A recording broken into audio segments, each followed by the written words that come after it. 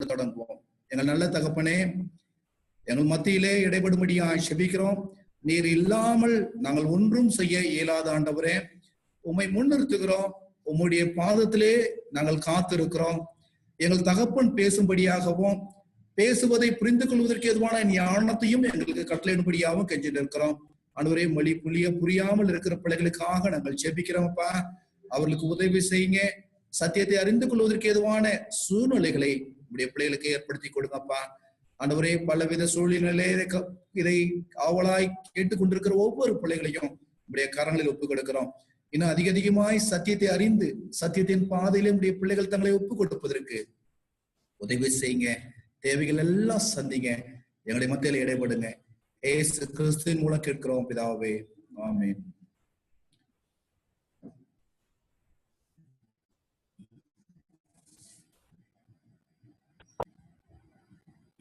என்னுடைய பரிசுத்த நாமத்திற்கு ஸ்தோத்திரம் உண்டாவதாக.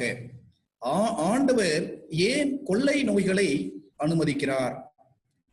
ஏன் கொள்ளை நோய்கள், வியாதிகள், ரோகங்கள் அல்லது பிணி ஏன் வருகிறது என்று சொல்லி வேதத்தின் அடிப்படையிலே பார்த்த பொழுது, அதில் தேவனுடைய சன்னதியிலிருந்து, ஆண்டவருடைய ஆலயத்திலிருந்து, தேவனுடைய கரத்திலிருந்து புறப்படுவதாக வேதம் முழுவதும் நாம் அறிந்து கொள்ள முடியும். அது புதிய ஏற்பாடா இருக்கட்டும் அல்லது பழைய ஏற்பாடா இருக்கட்டும். அதற்கு காரணம் உண்டு. ஒவ்வொரு காரணங்களாய் நாம் பார்த்திருக்கிறோம். அதுல மிக முக்கியமான காரணம் என்னவென்று சொன்னால், உடன்படிக்கையை பிள்ளைகள் மீறுகின்ற பொழுது ஆண்டவர் வாதையை அனுமதிக்கிறார் என்று சொல்லி வேதாகமம் சொல்லுகிறது. அப்பொழுது உடன்படிக்கை என்றால் என்ன என்று சொல்லி பார்த்தோம்.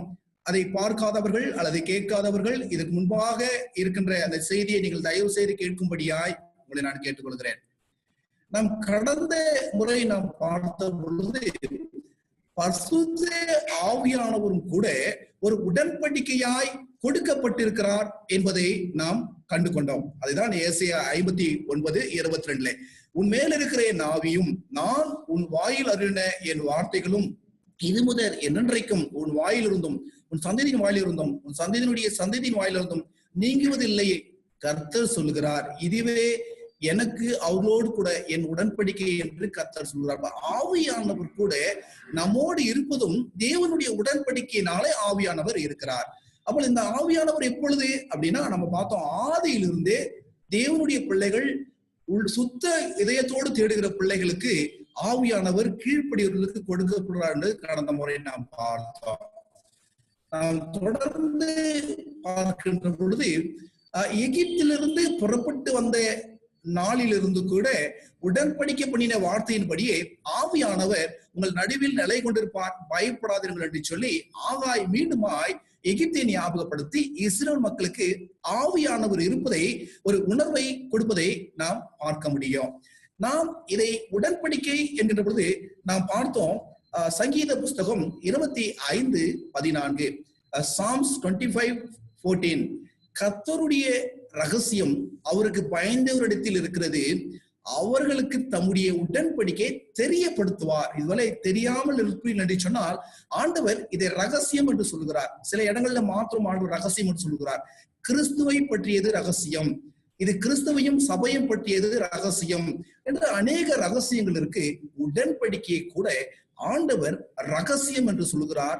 அந்த ரகசியத்தை தான் தேவன் தம்முடைய ஊழியக்காரர்களுக்கு வெளிப்படுத்துவார் என்று சொல்லி ஆமோஸ் புஸ்தகம் 3:7 சொல்கிறார். எது ரகசியம்?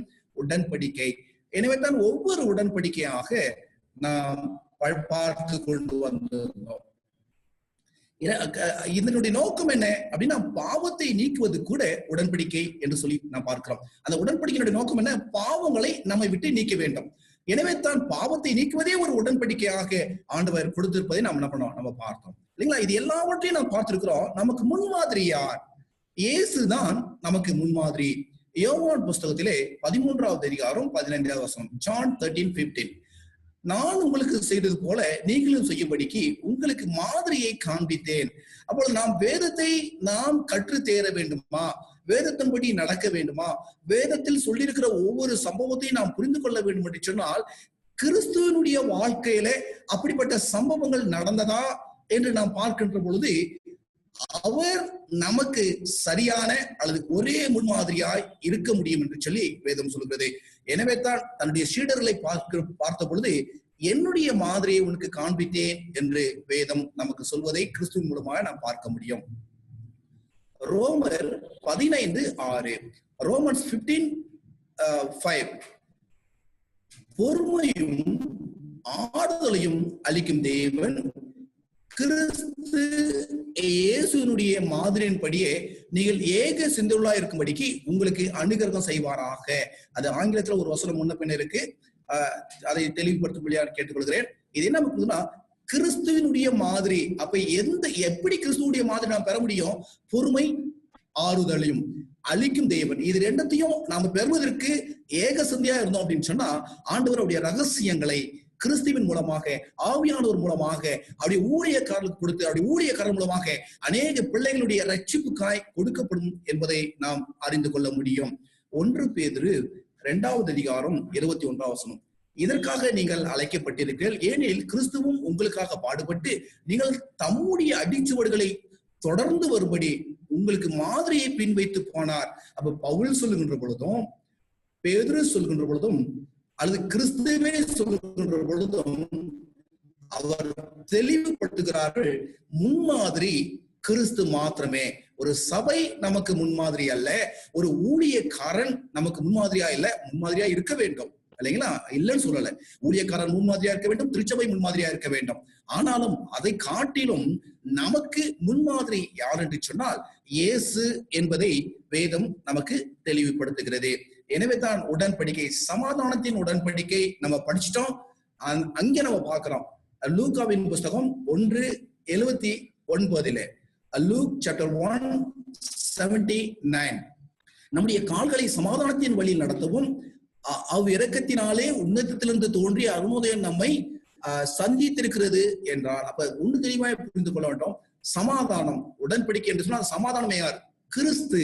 அவர் பிறப்பதற்கு முன்பாகவே சமாதானம் தோன்றி இருக்கிறது, அருணோதயம் தோன்றி இருக்கிறது என்று சொல்லி அவருடைய யோவான் மூலமாக நாம் சொல்வதை நாம் கேள்விப்பட முடியும். அது மாத்திர தேவதூதர்கள் கூட அவர்கள் சமாதானம் உண்டாவதாக என்று சொல்லுகிறார்கள். அப்பொழுது இந்த சமாதானம் கிறிஸ்துவை குறிக்கும். எனவே தான் அந்த உடன்படிக்கை இன்னும் நிலைத்திருக்கிறது. ஆண்டவர் எங்கெங்கெல்லாம் போறாரோ எல்லா இடங்களிலும் சமாதானம் உண்டாவதாக, பயப்படாதிருங்கள் சமாதானம் உண்டாவதாக என்ற வார்த்தையை பயன்படுத்துவதை நாம் பார்க்க முடியும். மரித்து உயிர்த்தெழுந்த கூட சீடர்களோடு கூட இருந்த பொழுது கூட சமாதானம் உண்டாவதாக என்று சொல்கிறார். ஏன் அப்படின்னா, இந்த சமாதான உடன்படிக்கை ஒளிந்து போவதல்ல, இது நிறைவேறப்பட வேண்டும், நிறைவேற்றப்பட்டு கொண்டிருக்க வேண்டும் என்பதற்காக. கொலோசியர் 1:20, அது எப்படி நமக்கு சமாதானம் கிடைத்தது? அவர் சிலுவையில் சிந்தின ரத்தத்தினாலே சமாதானத்தை உண்டாக்கி என்று சொல்லி வேதம் சொல்கிறது. இந்த சமாதானம் நமக்கு சர்வ சாதாரணமாய் கிடைத்து விடவில்லை. சிலுவையிலே அவருடைய ரத்தத்தை சிந்தியதன் மூலமாக சமாதானம் நமக்கு கொடுக்கப்படுது. என்பதுதான் சமாதானத்தை ஒரு உடன்படிக்கையாக ஆண்டவர் ஏற்படுத்தினார். ஆதாமை போல உடன்படிக்கையை மீறி என்று சொல்லி நாம் வாசித்தோம். இங்கே ரோமர் புஸ்தகத்திலே நாம் வாசிக்கின்ற பொழுது 5வது அதிகாரம் 18வது வசனத்திலே, ரோமன்ஸ் 5:18, ஆகையால் ஒரே மீறுதலினால் எல்லா மனுஷரும் ஆக்கினைக்கு ஏதுவான தீர்ப்பு உண்டானது போல ஒரே நீதினாலே எல்லா மனுஷரும் ஜீவனை அளிக்கும் நீதிக்கு ஏதுவாய் தீர்ப்பு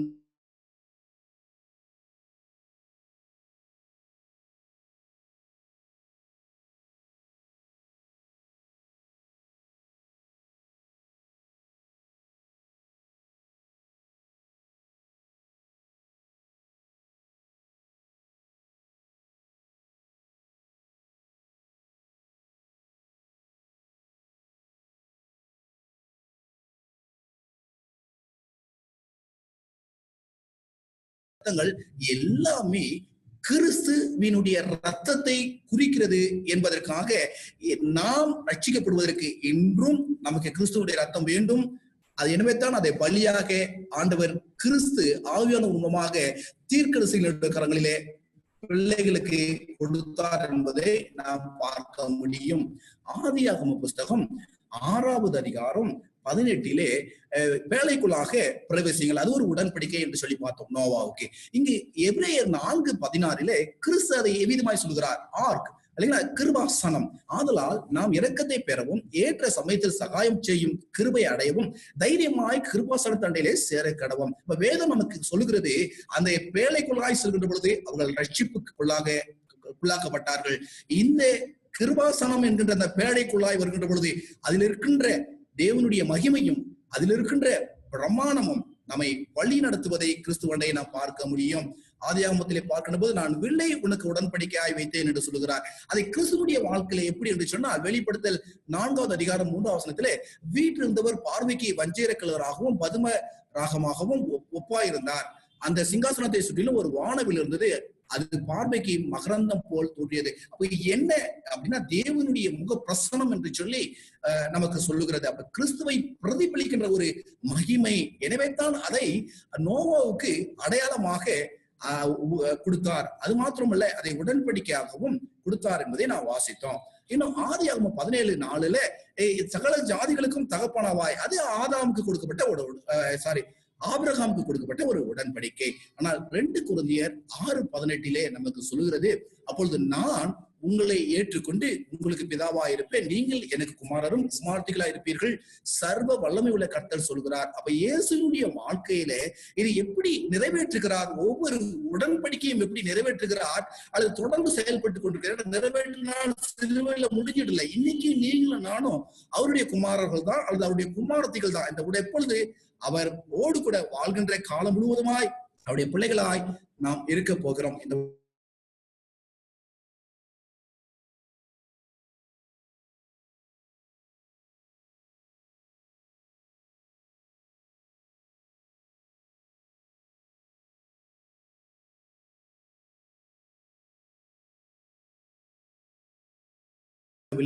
சர்வ வல்லமையுள்ள தேவனாகிய கர்த்தரும் ஆட்டுக்குட்டியானவருமே அதுக்கு ஆலயம். அப்ப சர்வ வல்லமை உள்ள தேவன் யார்? ஆட்டுக்குட்டியானவர். ஏன்னா இன்னைக்கு கிறிஸ்துவை தேவன் இல்லை என்று சொல்லுகிற சாதிக்கிற கிறிஸ்தவ பிள்ளைகளும் உண்டு, மற்ற பிற மதத்து பிள்ளைகளும் உண்டு. ஆனால் வேதம் தெளிவுபடுத்துகிறதே ஆட்டுக்குட்டியானவர் சர்வ வல்லமை உள்ள தேவன்.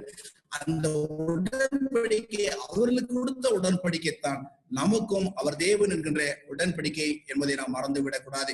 விருத்த சேதன உடன்படிக்கை ஆதியாகமம் 17:13 நம்ம வாசிச்சிருக்கிறோம். ஆனா லூக்காவில கிறிஸ்துவனுடைய வாழ்க்கையில 2வது அதிகாரம் 21வது வசனத்தில அது எவ்விதமாக நிறைவேறினது என்பதை நாம் பார்க்க முடியும். பிள்ளைக்கு விருத்தச்சேதனம் பண்ண வேண்டிய 8ஆம் நாளிலே அது கர்ப்பத்தில் உதிக்கும் முன்னே தேவதூதன் சொல்லப்பட்டபடி அதுக்கு இயேசு என்று பெயரிட்டார்.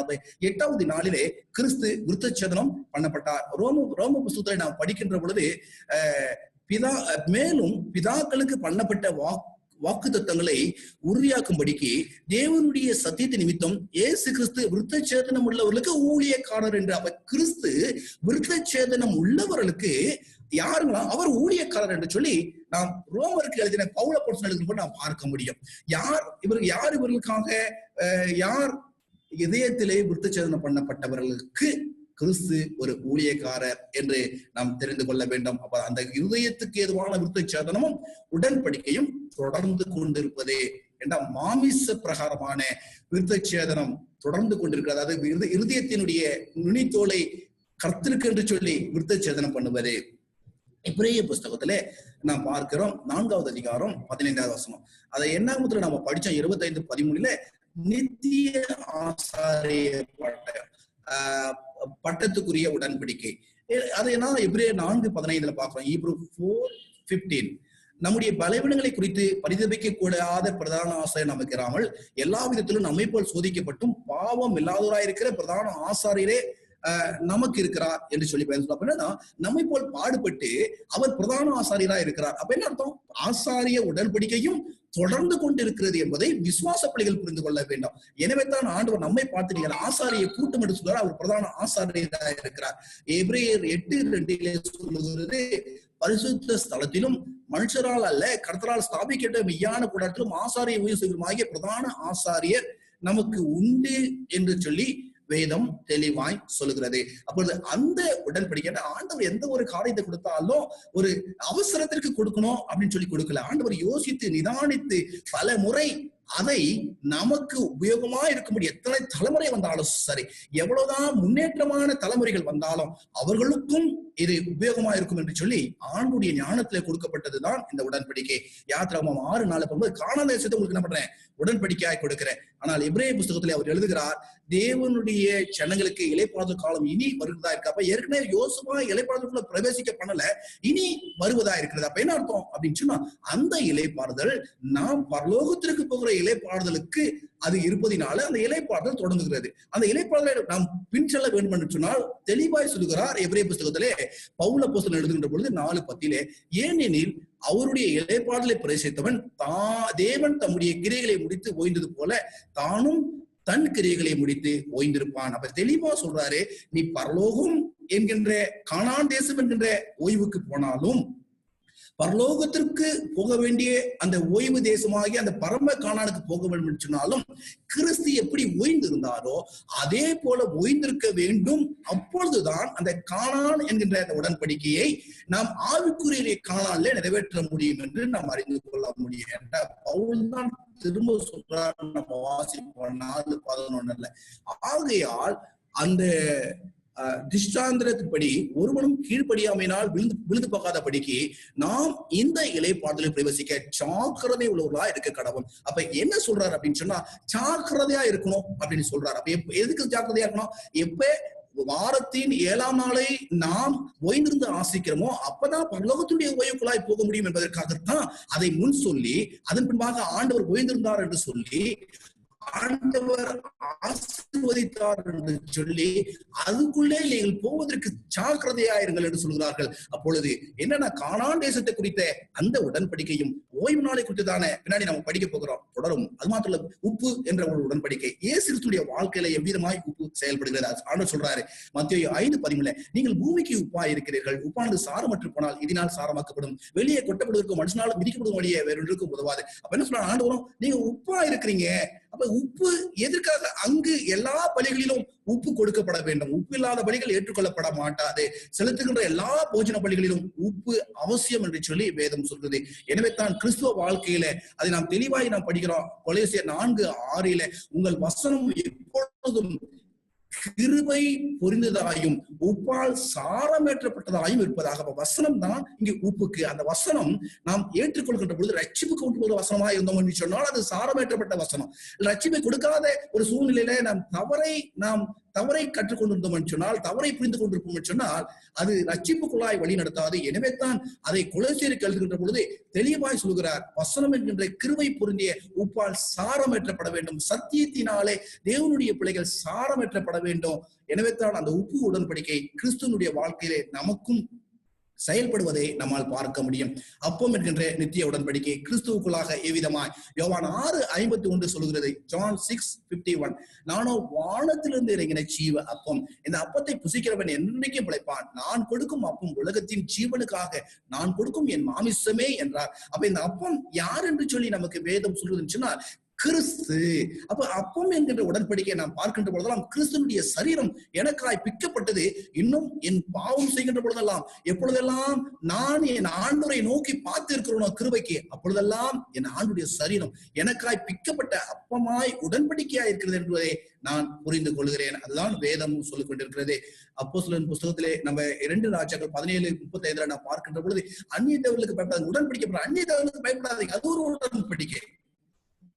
அதுதான் அப்போஸ்தலர் சொல்கின்ற போது சொல்றாரு 14:15, நீங்கள் இந்த வீணான தேவர்களை விட்டு வானத்தையும் பூமியும் சமுத்திரத்தையும் அவர்கள் உள்ள யாவற்றையும் உண்டாக்கின ஜீவனுள்ள தேவனிடத்திற்கு திரும்ப வேண்டும் என்று உங்களுக்கு நாங்கள் பிரசங்கிக்கிறோம்.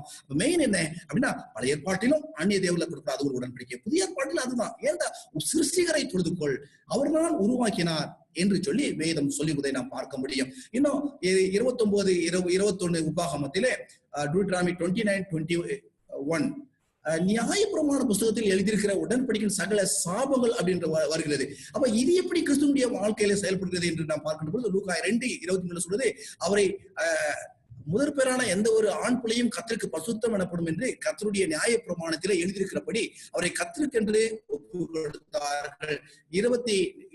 லூக்கா 24:44 அவர் நோக்கி, மோசேயினுடைய நியாயப்பிரமாணத்திலும் தீர்க்கதரிசன ஆகமங்களிலும் சங்கீதங்களிலும் என்னை குறித்து எழுதியிருக்கிறதை நிறைவேற வேண்டி நான் உங்களோடு இருந்த பொழுது உங்களுக்கு நான் சொல்லிக் கொண்டு வந்த விசேஷங்கள் இவைகளே. அப்ப ஆண்டவர் சொல்றாரு, அதுல இருக்கிற எல்லாம் நிறைவேறணும். அதுதான் பிலிப்பு சொல்றாரு, நியாயப்பிரமாணத்துல எழுதியிருக்கிறவரை நாங்க பார்த்தோம். அதுதான் கலாத்தியர்ல சொல்கின்ற பொழுது 3:13 கலேசியன்ஸ் 3:13 மரத்திலே தூக்கப்பட்ட எவனும் சபிக்கப்பட்டவன் என்று எழுதியிருக்கிறபடி கிறிஸ்து நமக்காக சபமாகி நியாயப்பிரமாணத்தின் சாபத்திற்கு நம்மை நீங்களாக்கி மீட்டுக் கொண்டார். அப்ப என்னன்னா, அந்த புஸ்தகத்தினுடைய பாவம் செய்கிற சாபம் அவர்களை சென்றடையும். இப்ப ஆண்டவர் பாவம் செய்யாதவர் நம்முடைய பாவத்தை சுமந்ததன் மூலமாக அந்த புஸ்தகத்தில் இருக்க அது இன்று கூட நாம் கிறிஸ்துவுடைய சிலுவையை ஏற்றுக்கொள்ளவில்லை என்று சொன்னால் அந்த சாபம் நமக்கு வரும். இயேசு கிறிஸ்துவை பலியா ஏற்றுக்கொள்ளவில்லை என்று சொன்னால், உடன்படிக்கை ஏற்றுக்கொள்ளவில்லை என்று சொன்னால் அந்த பாவம் நமக்கு ஒரு முதலே ஐயப்பாடு கிடையாது. உபாகமம் 4:13 10 கற்பனை ஒரு உடன்படிக்கையாக 2 பலகைகளை எழுதி கொடுத்து நாம் பார்க்க முடியும். எனவே தான் ஆண்டவர் தைரியமா பேசுறாரு. புறஜாதி மக்கள் மாத்திரம் அல்ல, பரிசேயர்களை பார்த்து சதிசேயர்களை பார்த்து வேத பாதலுக்கு பார்த்து சொல்றாரு, தேவனுடைய கற்பனை ஏன் மீறி நடக்கிறீர்கள்? அப்ப தேவனுடைய கற்பனையை ஏன் அவமாக்குறீங்க? மத்தேயு 15:3-6-9 நாம் பார்க்க முடியும். மனுஷனுடைய கற்பனைகளை உபதேசங்களா இப்போது ஏன் வீணா எனக்கு ஆராதனை செய்றீங்க அப்படின்னு ஏசியா சொல்றாரு. அப்படின்னா ஆண்டவர் தேவனுடைய பிரமாணம் ஏன்னு கேட்டா உடன்படிக்கை. அது 10 பிரமாணம் உடன்படிக்கை. அது எது வரைக்கும்? என் ஆண்டுடைய குணலட்சணங்கள் பிரதிபலிக்கிற வரைக்கும் அது சென்று கொண்டே இருக்கும் என்று சொல்லி வேதம் சொல்கிறது. எனவே தான் யோவான் 14:15 நீங்கள் என்னிடம் அன்பா இருந்தால் என் கற்பனைகளை கை கொள்ளுங்கள் என்று சொல்வதை நாம் பார்க்க முடியும். அப்ப கற்பனையை கை கொள்கின்ற பொழுது உடன்படிக்கையை நிறைவேற்றுகிறோம். அதுதான் பரலோகத்திற்கு போகிற வழி என்று சொல்லி வேதம் ஆதியாகமத்திலிருந்து வெளிப்படுத்தும் நமக்கு சொல்லுகிறது. யாத்ராகமம் 15:31-16 நான் பார்க்க முடிச்சுன்னா, ஓய்வு நாள் நித்திய உடன்படிக்கையாக ஆசை என்று சொல்லி வேதம் சொல்கிறது. இது கிறிஸ்துவனுடைய வாழ்க்கையில பார்க்கின்ற பொழுது மார்க் 2:28 4:16 பார்த்தோம் அப்படின்னு சொன்னா, மனுஷகுமாரன் ஓய்வு நாளுக்கு ஆண்டவராயிருக்கிறார். தாம் வளர்ந்த ஊராகிய நாசரேத்துக்கு அவர் வந்து தம்முடைய வழக்கத்தின்படியே ஓய்வு நாளிலே ஜெபாலயத்தில் பிரவேசித்து வாசிக்க எழுந்து நின்றார். அப்போ ஆண்டவர் எந்த ஒரு உடன்படிக்கையும் இல்லை வேண்டாம் என்று சொல்லவில்லை, அவரோடு முடிந்து விட்டது என்று சொல்லவில்லை. அதன் பின்பாகவும் தொடர்வதை நாம் பார்க்க முடியும். எப்பொழுது அவருடைய முகம் பார்த்து அவரால் நம் கேட்கும் மட்டுமாக இந்த உடன்படிக்கை தொடர்ந்து கொண்டிருக்கிறது. அதுதான் கிருபை. கிருபை கூட ஒரு உடன்படிக்கை. ஏன்னா சில உடன்படிக்கை முடிஞ்சு போச்சு 2 தான் அப்படின்றவங்க கிருபையை ஒரு உடன்படிக்கைன்றதை மறந்துடுறாங்க. அப்ப புதிய ஏற்பாட்டுல எப்படி கிருபை வரும்? முடிஞ்சு போச்சுன்னா பழைய ஏற்பாட்டுல நான் ஏற்கனவே சொல்லியிருக்கிறேன், ஆனாலும் திரும்ப வாசிங்க. ஏசாயா 55:3 தாவீதுக்கு அளித்த நிச்சயமான கிருபைகளை உங்களுக்கு நித்திய உடன்படிக்கையாக கொடுத்தேன். அதுதான் யோவான் 1:14 கிறிஸ்துவனுடைய வாழ்க்கையில அந்த வார்த்தை மாமிசமாகி கிருபையாலும் சத்தியத்தினால் நிறைந்தவராய் நமக்குள்ளே வாசம் பண்ணினார். அப்ப அந்த கிருபை நமக்குள்ளாய் வாசம் பண்ணிருக்கார். அப்போது கிருபை என்ற உடன்படிக்கை முடிந்ததா? இல்லை.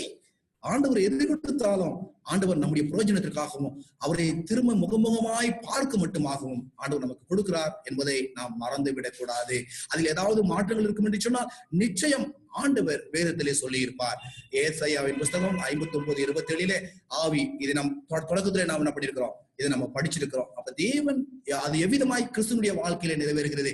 யோவான் 4:24 John 4:24 தேவன் ஆவியா இருக்கிறார், அவரை தொழுது கொள்கிறவர்கள் ஆவியோடும் உண்மையோடும் அவரை தொழுது கொள்ள வேண்டும் என்று சொல்லி பேர். அப்ப தேவன் ஆவியா இருக்கிறார், அவரை தொழுது கொள்ளும். இதை நம்ம படிச்சிட்டோம். நம்ம அதனால அதிகமா நம்ம போக வேண்டிய அவசியம் இல்லை. 1 பேதுரு 1:11 பார்க்கும் பொழுது தங்களில் உள்ள கிறிஸ்துவின் ஆவியானவர் கிறிஸ்துவுக்கு உண்டாகும் பாடுகளையும் அவர்களுக்கு பின்வரும் மகிமையும் முன்னறிவித்த பொழுது என்ன காலம் குறித்தார் என்பதை அந்த காலத்தில் விசேஷித்தம் என்னதென்று ஆராய்ந்தார்கள். அப்ப பழைய ஏற்பாட்டு காலத்திலே ஆவியானவர் மூலமாய் கிறிஸ்துவனுடைய பாடுமார்கள் தான் ஆராய்ச்சி செய்தாங்க. அதை தான் முன்குறித்தார்கள். அதை தான் நாம் படிச்சுட்டு இருக்கிறோம். நடந்ததாக நடப்பதற்கு முன்பாக ஆவியான் மூலமாய் அவளுக்கு வெளிப்படுத்தப்பட்டது. இப்ப தேவனுடைய பிள்ளைகளை எதுவுமே வேண்டாம் என்று இல்லை. நம்ம வாசிப்போம் தொடர்ந்து. உடன்படிக்கையில் அவர்கள் உண்மையார்கள். இப்படிப்பட்ட மேன்மையான உடன்படிக்கையில இஸ்ரவேல் மக்களுடைய பங்கு எவ்விதமாக இருந்தது, அல்லது தேவனால் தெரிந்து கொள்ளப்பட்ட பிள்ளைகளுடைய பங்கு எப்படி இருந்தது, அடிமைகளாய் பாவத்திலே வாழ்ந்த மக்களுடைய பங்கு எப்படி இருந்தது, தன்னுடைய ஆசையாய் அழைத்த மக்களுடைய பங்கு எப்படி இருந்தது என்பதை நாம் வாசிப்போம். என் ஜனம் என்று சொன்னவுடைய மக்களுடைய பங்கை நாம் பார்ப்போம். சங்கீதங்கள் புஸ்தகம் 78வது அதிகாரம் 37வது வசனம். Psalm 78:37 அவர்கள் இதயம் அவர்களுக்கு நிலை பெற படவில்லை. அவருடைய உடன்படிக்கையில் அவர்கள் உண்மையா இருக்கவில்லை. இன்னைக்கு மாத்திரம் இல்லைங்க, எப்பொழுதே தேவன் ஆதாமுக்கு உடன்படிக்கையை கொடுத்தாரோ அப்பொழுதே அவர்கள் உண்மையா இருக்கவில்லை. அப்ப படிப்படியாக உண்மையா இருக்கவில்லை என்றாலும் ஆண்டவர் தொடர்ந்து ஏன் இப்படிப்பட்ட பிரமாணங்களை அவருக்கு கொடுத்து கொண்டு வந்திருந்தார்? ஏன் என்று சொன்னால் அதில் இருக்கிற சத்தியங்கள் ஒரு மனிதனை ரட்சிப்புகளாய் கொண்டு போகும் என்பதற்காக திரும்பவும் ஏசாயாவின் மூலமாக சொல்லுகிறார். 24:5 24:5 தேசம் தன் குடிகளின் மூலம் தீட்டுப்பட்டது.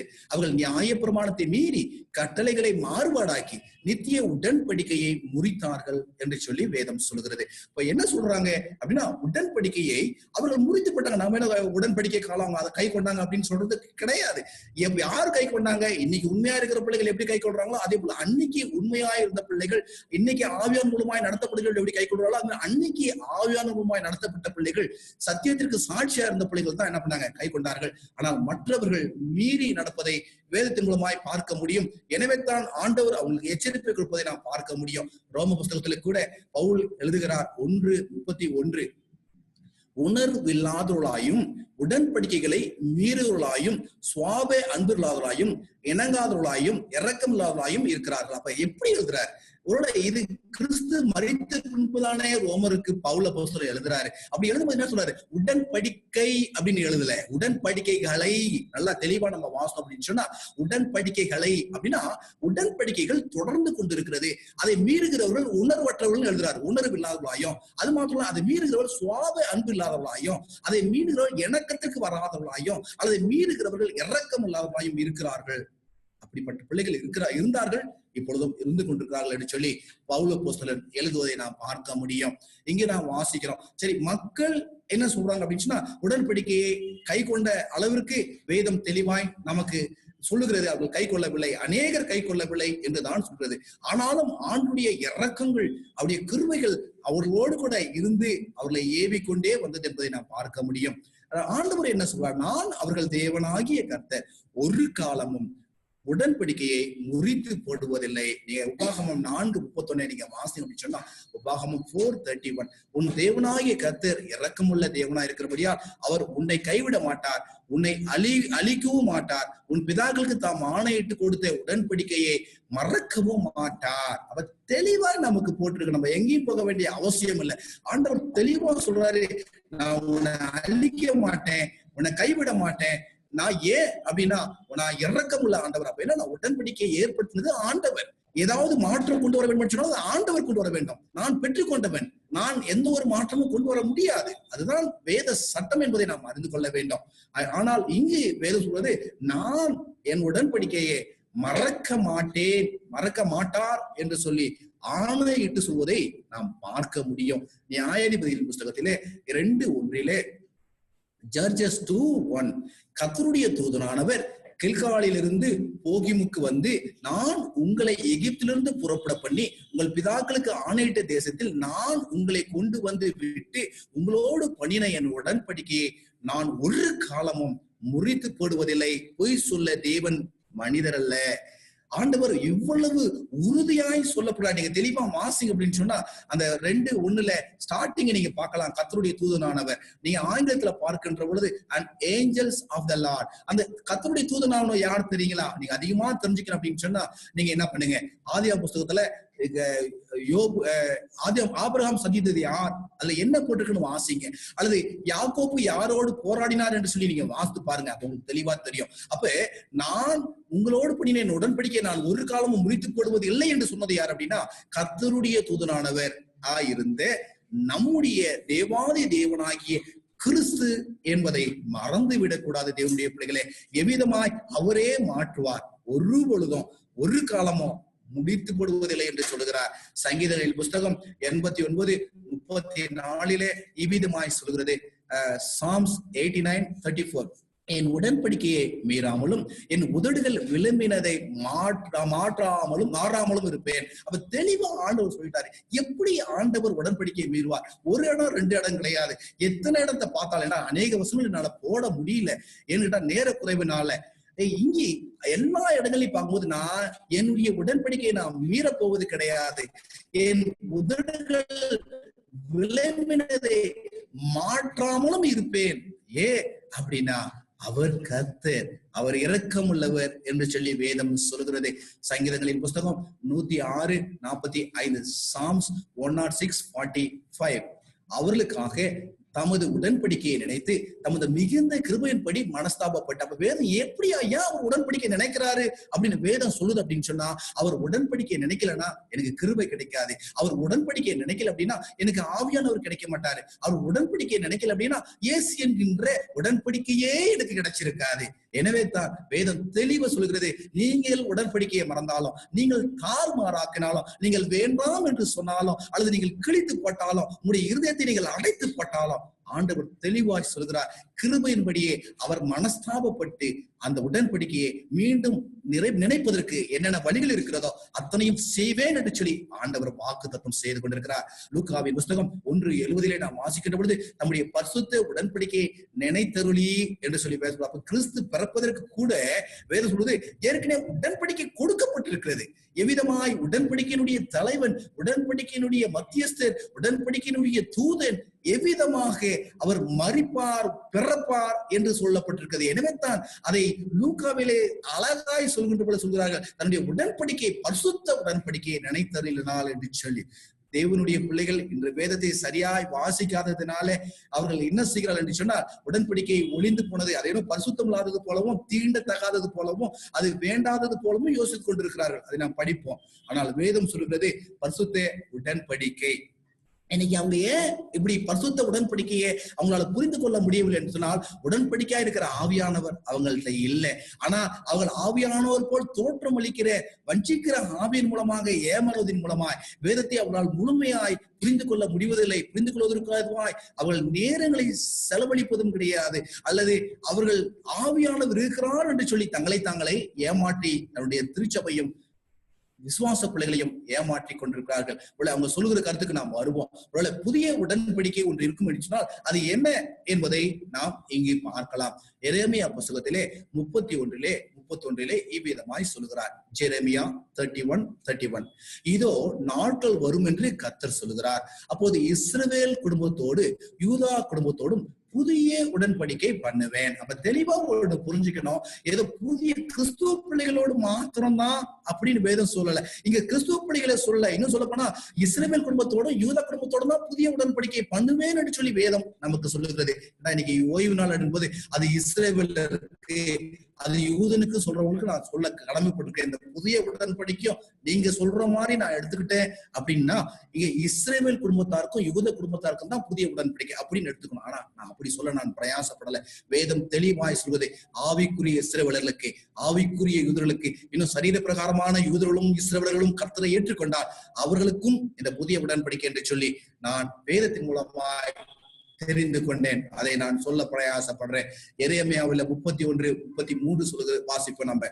எரேமியா 31:33, அந்த நாட்கள் பிற்பாடு நான் இஸ்ரவேல் குடும்பத்தோடு பண்ண போகிற உடன்படிக்கையாவது, நான் என் நியாய பிரமாணத்தை அவர்கள் உள்ளத்தில் வைத்து அதை அவர்கள் இதயத்தில் எழுதி, நான் அவர்கள் தேவனாயிருப்பேன், அவர்கள் ஏன் சனமாயிருப்பார்கள் என்று கர்த்தர் சொல்றார். அப்ப எரேமியாவிட்ட 31 சொல்லும்போது என்ன சொன்னாரு அப்படின்னா, நான் புதிய ஒரு பிரமாணத்தை அல்லது புதிய உடன்படிக்கையை அல்லது புதிய கட்டளையை நான் கொடுக்க போறேன் அப்படின்னு ஆண்டவர் சொல்லுவதை நான் பார்க்க முடியும். அப்ப புதிய உடன்படிக்கை என்ன அப்படின்றத அடுத்த வசனத்தை சொல்றாரு. 33 அவர் தெளிவா சொல்றாரு. என்ன சொல்றாரு அப்படின்னா, நியாய பிரமாணத்தை உள்ளத்திலே இதயத்திலே எழுதுவது தான் புதிய பிரமாணம் அல்லது புதிய உடன்படிக்கை என்பதை நாம் புரிந்து கொள்ள முடியும். ஏன்னா இன்னைக்கு அநேகர் நியாயப்பிரமாணம் என்றாலே அவர்களுக்கு கசப்பாய் பாவக்காயாய் மாறி போனது. அநேகருடைய வாழ்க்கையில நியாயம் என்கின்ற அந்த வார்த்தையை அவர்களுக்கு அநியாயமாய் மாறி போனது. ஆனால் வேதம் சொல்லுகிறது, புதிய உடன்படிக்கை பண்ணுகின்ற பொழுது கூட நான் நியாய பிரமாணத்தை தான் அவருடைய உள்ளங்களிலே இதயங்களிலே நான் எழுதிடுவேன். ஏன் அப்படின்னா, அந்த நியாயப்பிரமாணம் இருக்கும்போது நான் அவர்கள் தேவனாயிருப்பேன், அவங்க என் ஜனங்களாயிருப்பாங்க அப்படின்னு ஆண்டவர் சொல்றாரு என்று தெளிவாய் புரிந்து கொள்ள வேண்டும். இதை இன்னும் புரிந்து கொள்ளணுமா, நம்ம என்ன பண்ணுவோம், தொடர்ந்து படிப்போம். எதுக்காக ஆண்டவர் இதயத்துல பிரமாணத்தை எழுத சொல்றாரு? எதுக்காக ஆண்டவர் கட்டளைகளை இதயத்துல ஆண்டவர் எழுத சொல்றாரு? மத்தேயு 15:8, இந்த ஜனங்கள் தங்கள் வாயினால் என்னிடத்தில் சேர்ந்து தங்கள் உதடுகளினால் என்னை கனப்படுகிறார்கள், அவர்கள் இருதயமோ எனக்கு தூரமாய் விலகி இருக்கிறது. அப்ப என்ன காரணம் என்று பார்த்தோம் அப்படின்னா, ஜனங்க இன்னைக்கு ஜெபம் பண்றாங்க, ஜனங்க இன்னைக்கு வேதம் வாசிக்கிறாங்க, ஜனங்க இன்னைக்கு ஆலயம் போறாங்க, ஜனங்க ஊழியம் செய்யறாங்க, இன்னைக்கு மக்கள் காணிக்கை கொடுக்கிறாங்க.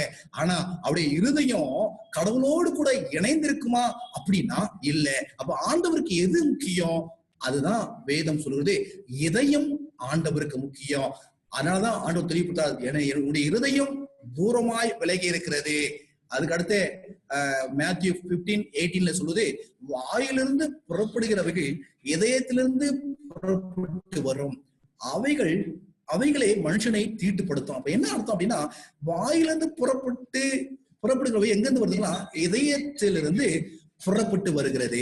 அப்ப வேதம் நமக்கு கற்றுக் கொடுக்கின்ற ஒரு காரியம் என்ன என்பதை நாம் புரிந்து கொண்டோம் என்றால், இதயத்திலிருந்து வர்றது என்ன படுத்துங்களா, மனுஷனை தீட்டுப்படுத்துவதை நாம் பார்க்க முடியும். அப்ப மனுஷன் தீட்டுப்படுவதை நாம் பார்க்கிறோம் என்பதை இதன் மூலமாய் நாம் பார்க்கிறோம். இதயம் என்னாச்சுன்னா தீட்டுப்பட்டாயிடுச்சு இதயம்.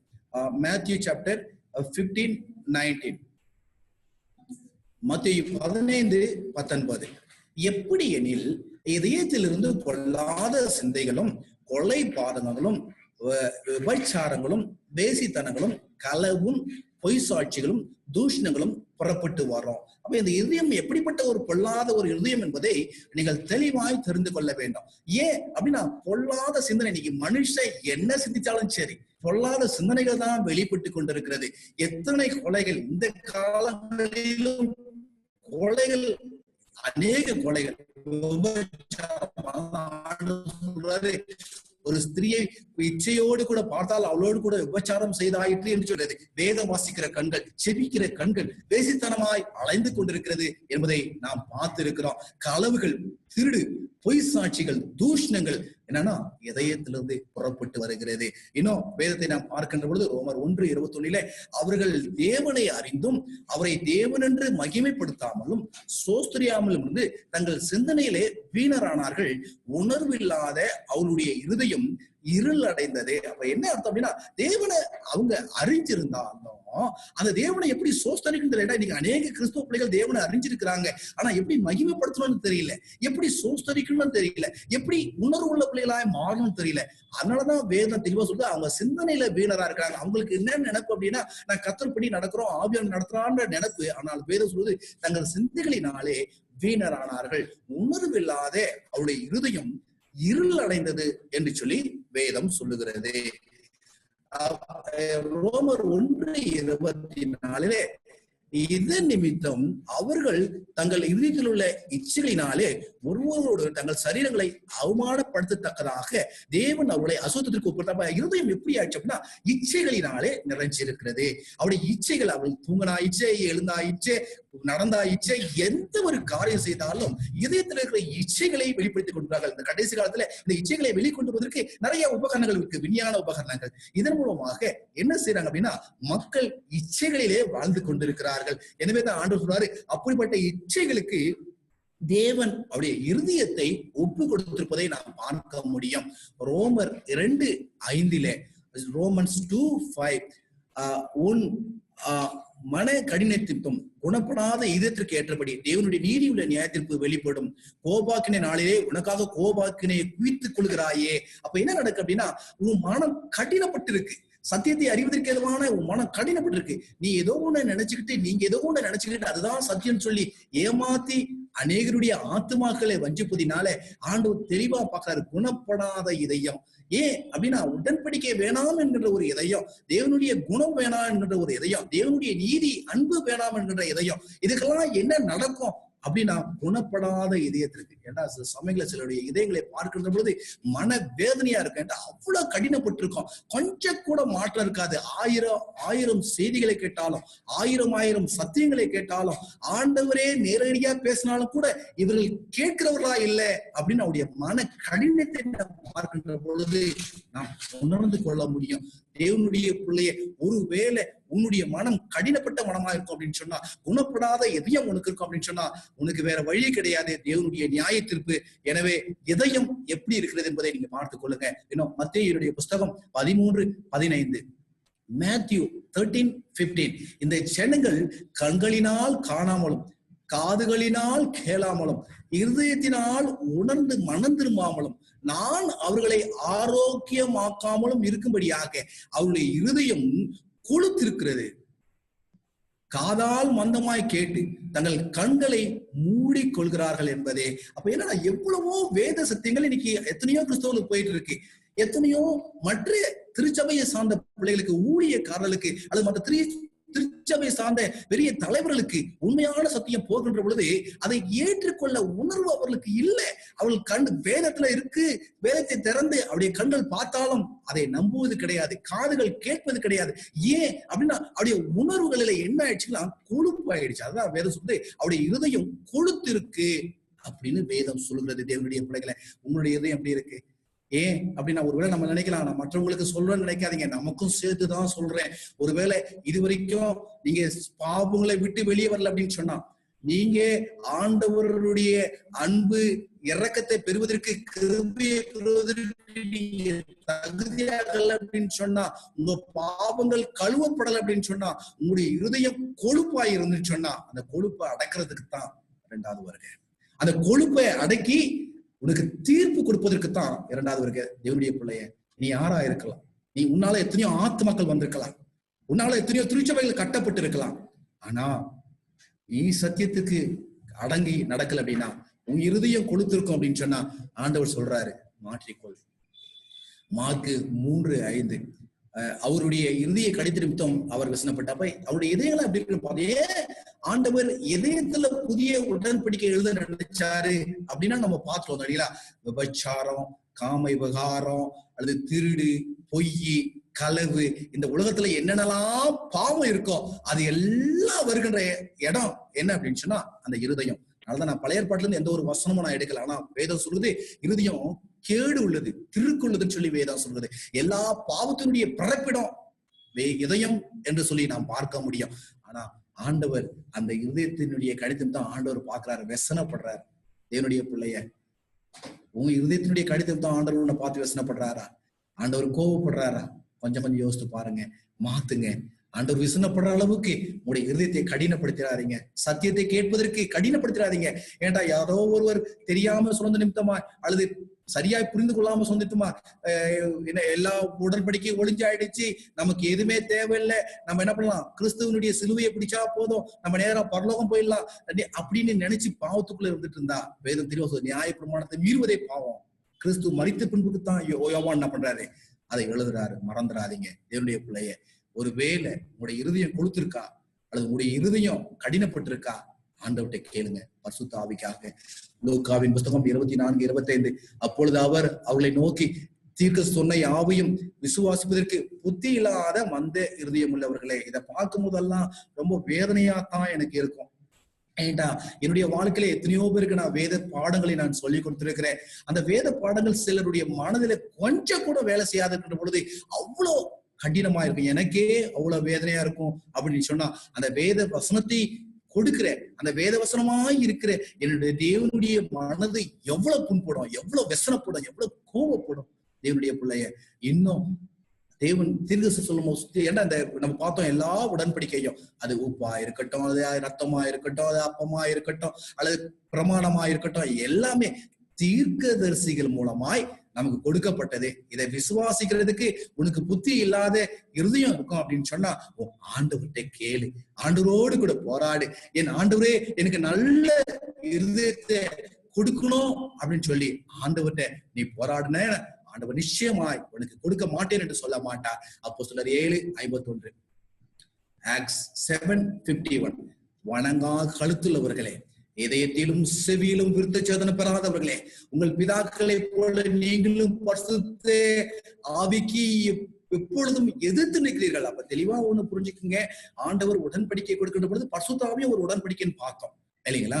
அல்ல, கிருபை ஒரு உடன்படிக்கை, கிறிஸ்துவும் ஒரு உடன்படிக்கை. அப்ப இங்க என்ன நடக்கு அப்படின்னா, பழைய ஏற்பாட்டுல அப்பொழுது என்ன பண்ணாங்கன்னா, விருத்த சேதனத்தை என்ன பண்ணா சரீர பிரகாரமாய் அவர்கள் செய்து கொண்டார்களே ஒழிய ஆண்டவர் எதிர்பார்த்த அவருடைய இதயங்களும் அவருடைய செவிகளும் விருத்த சேதனம் பண்ண வேண்டும் என்பதை அவர்கள் மறந்து போய் பரிசுத்த ஆவியானவருக்கு விரோதமாக பாவங்களை செய்து கொண்டு வேத வாசிக்கிற பிள்ளைகளுக்கு எது பாவனே தெரியல. இது பாவமா, இது பாவமா, இது பாவமானு பாவத்தை திரும்ப திரும்ப செய்து கொண்டிருக்கிற பிள்ளைகளுக்கு ஆண்டவர் எச்சரிப்பை கொடுக்கிறார். தேவனுடைய பிள்ளைய வேத வசனத்திற்கு நீ விரோதமாய் நடந்தா என்று சொன்னால் எல்லாமே பாவம் வரை மறந்து விடாதே. எதிர்த்து நிற்க வேண்டாம். பரிசுத்த ஆவியானவர் பேசுகின்ற பொழுது உடைய இருதயங்களை திறக்கும்படியாய் நான் கேட்டுக்கொள்கிறேன். ஏன் கொள்ளை நோய்கள், ஏன் பிரச்சனைகள், உடைய இருதயம் திறக்கப்படாமல், உடைய இருதயம் கழுவப்படாமல், உடைய இருதயம் கடினப்படுவதன் மூலமாக அநேக இப்படிப்பட்ட சம்பவங்கள் நடக்கும் என்பதை மறந்து விடாதீர்கள். அப்போஸ்தலருடைய புஸ்தகம் 8வது அதிகாரம் 21வது வசனம். உன் இருதயம் தேவனுக்கு முன்பாக செம்மையாய் இராதபடியால் இந்த விஷயத்திலே உனக்கு பங்கும் இல்லை பாகமும் இல்லை என்று சொல்லி நம்ம சொல்ற பாவத்தை அப்போஸ்தலர் 8வது அதிகாரத்துல நீங்க வாசிங்க அப்படின்னு சொன்னா பிலிப்புடைய ஸ்டோரி வர்றதை நம்ம என்ன பண்ண முடியும், நம்ம பார்க்க முடியும். நான் அங்க போக நான் விரும்பல, ஆனாலும் உங்களுக்கு நான் சொல்ல பிரயாசப்படுறேன். என்ன அப்படின்னா, யாரை குறித்து பேசுகிறார் என்று சொல்லி நீங்க வீட்டுக்கு போகும்போது என்ன பண்ணுங்க, எடுத்து வாசிங்க. பிலிப்பி யாரை குறித்து சொல்லுகிறார் என்று நீங்க வாசித்து பாருங்க, அப்ப உங்களுக்கு புரியும். அப்படின்னா பணத்தினாலே ஆண்டவருடைய வரங்களை வாங்க முடியாது. அல்லது பணத்தின் மூலமாய் ஊழியத்தை தாங்குவதன் மூலமாய் உங்க பரிசுத்த ஆவியானவரை விலை கொடுத்து யாரும் வாங்க முடியாது. அல்லது பரிசுத்த ஆவியானவரை நீங்க என்ன பண்ண முடியாது, நீங்க நினைக்கிற மாதிரி உபயோகிக்க முடியாது. ஏன் அப்படின்னா பரிசுத்த ஆவியானவர் தான் நம்ம உபயோகிக்கணும். நம்ம பரிசுத்த ஆவியுடைய கரங்களை நம்ம கொடுக்கப்படணும். நம்மள அவர் கருத்துல கொடுக்கணும். அவர் தூக்கி நம்ம யூஸ் பண்றது கிடையாது.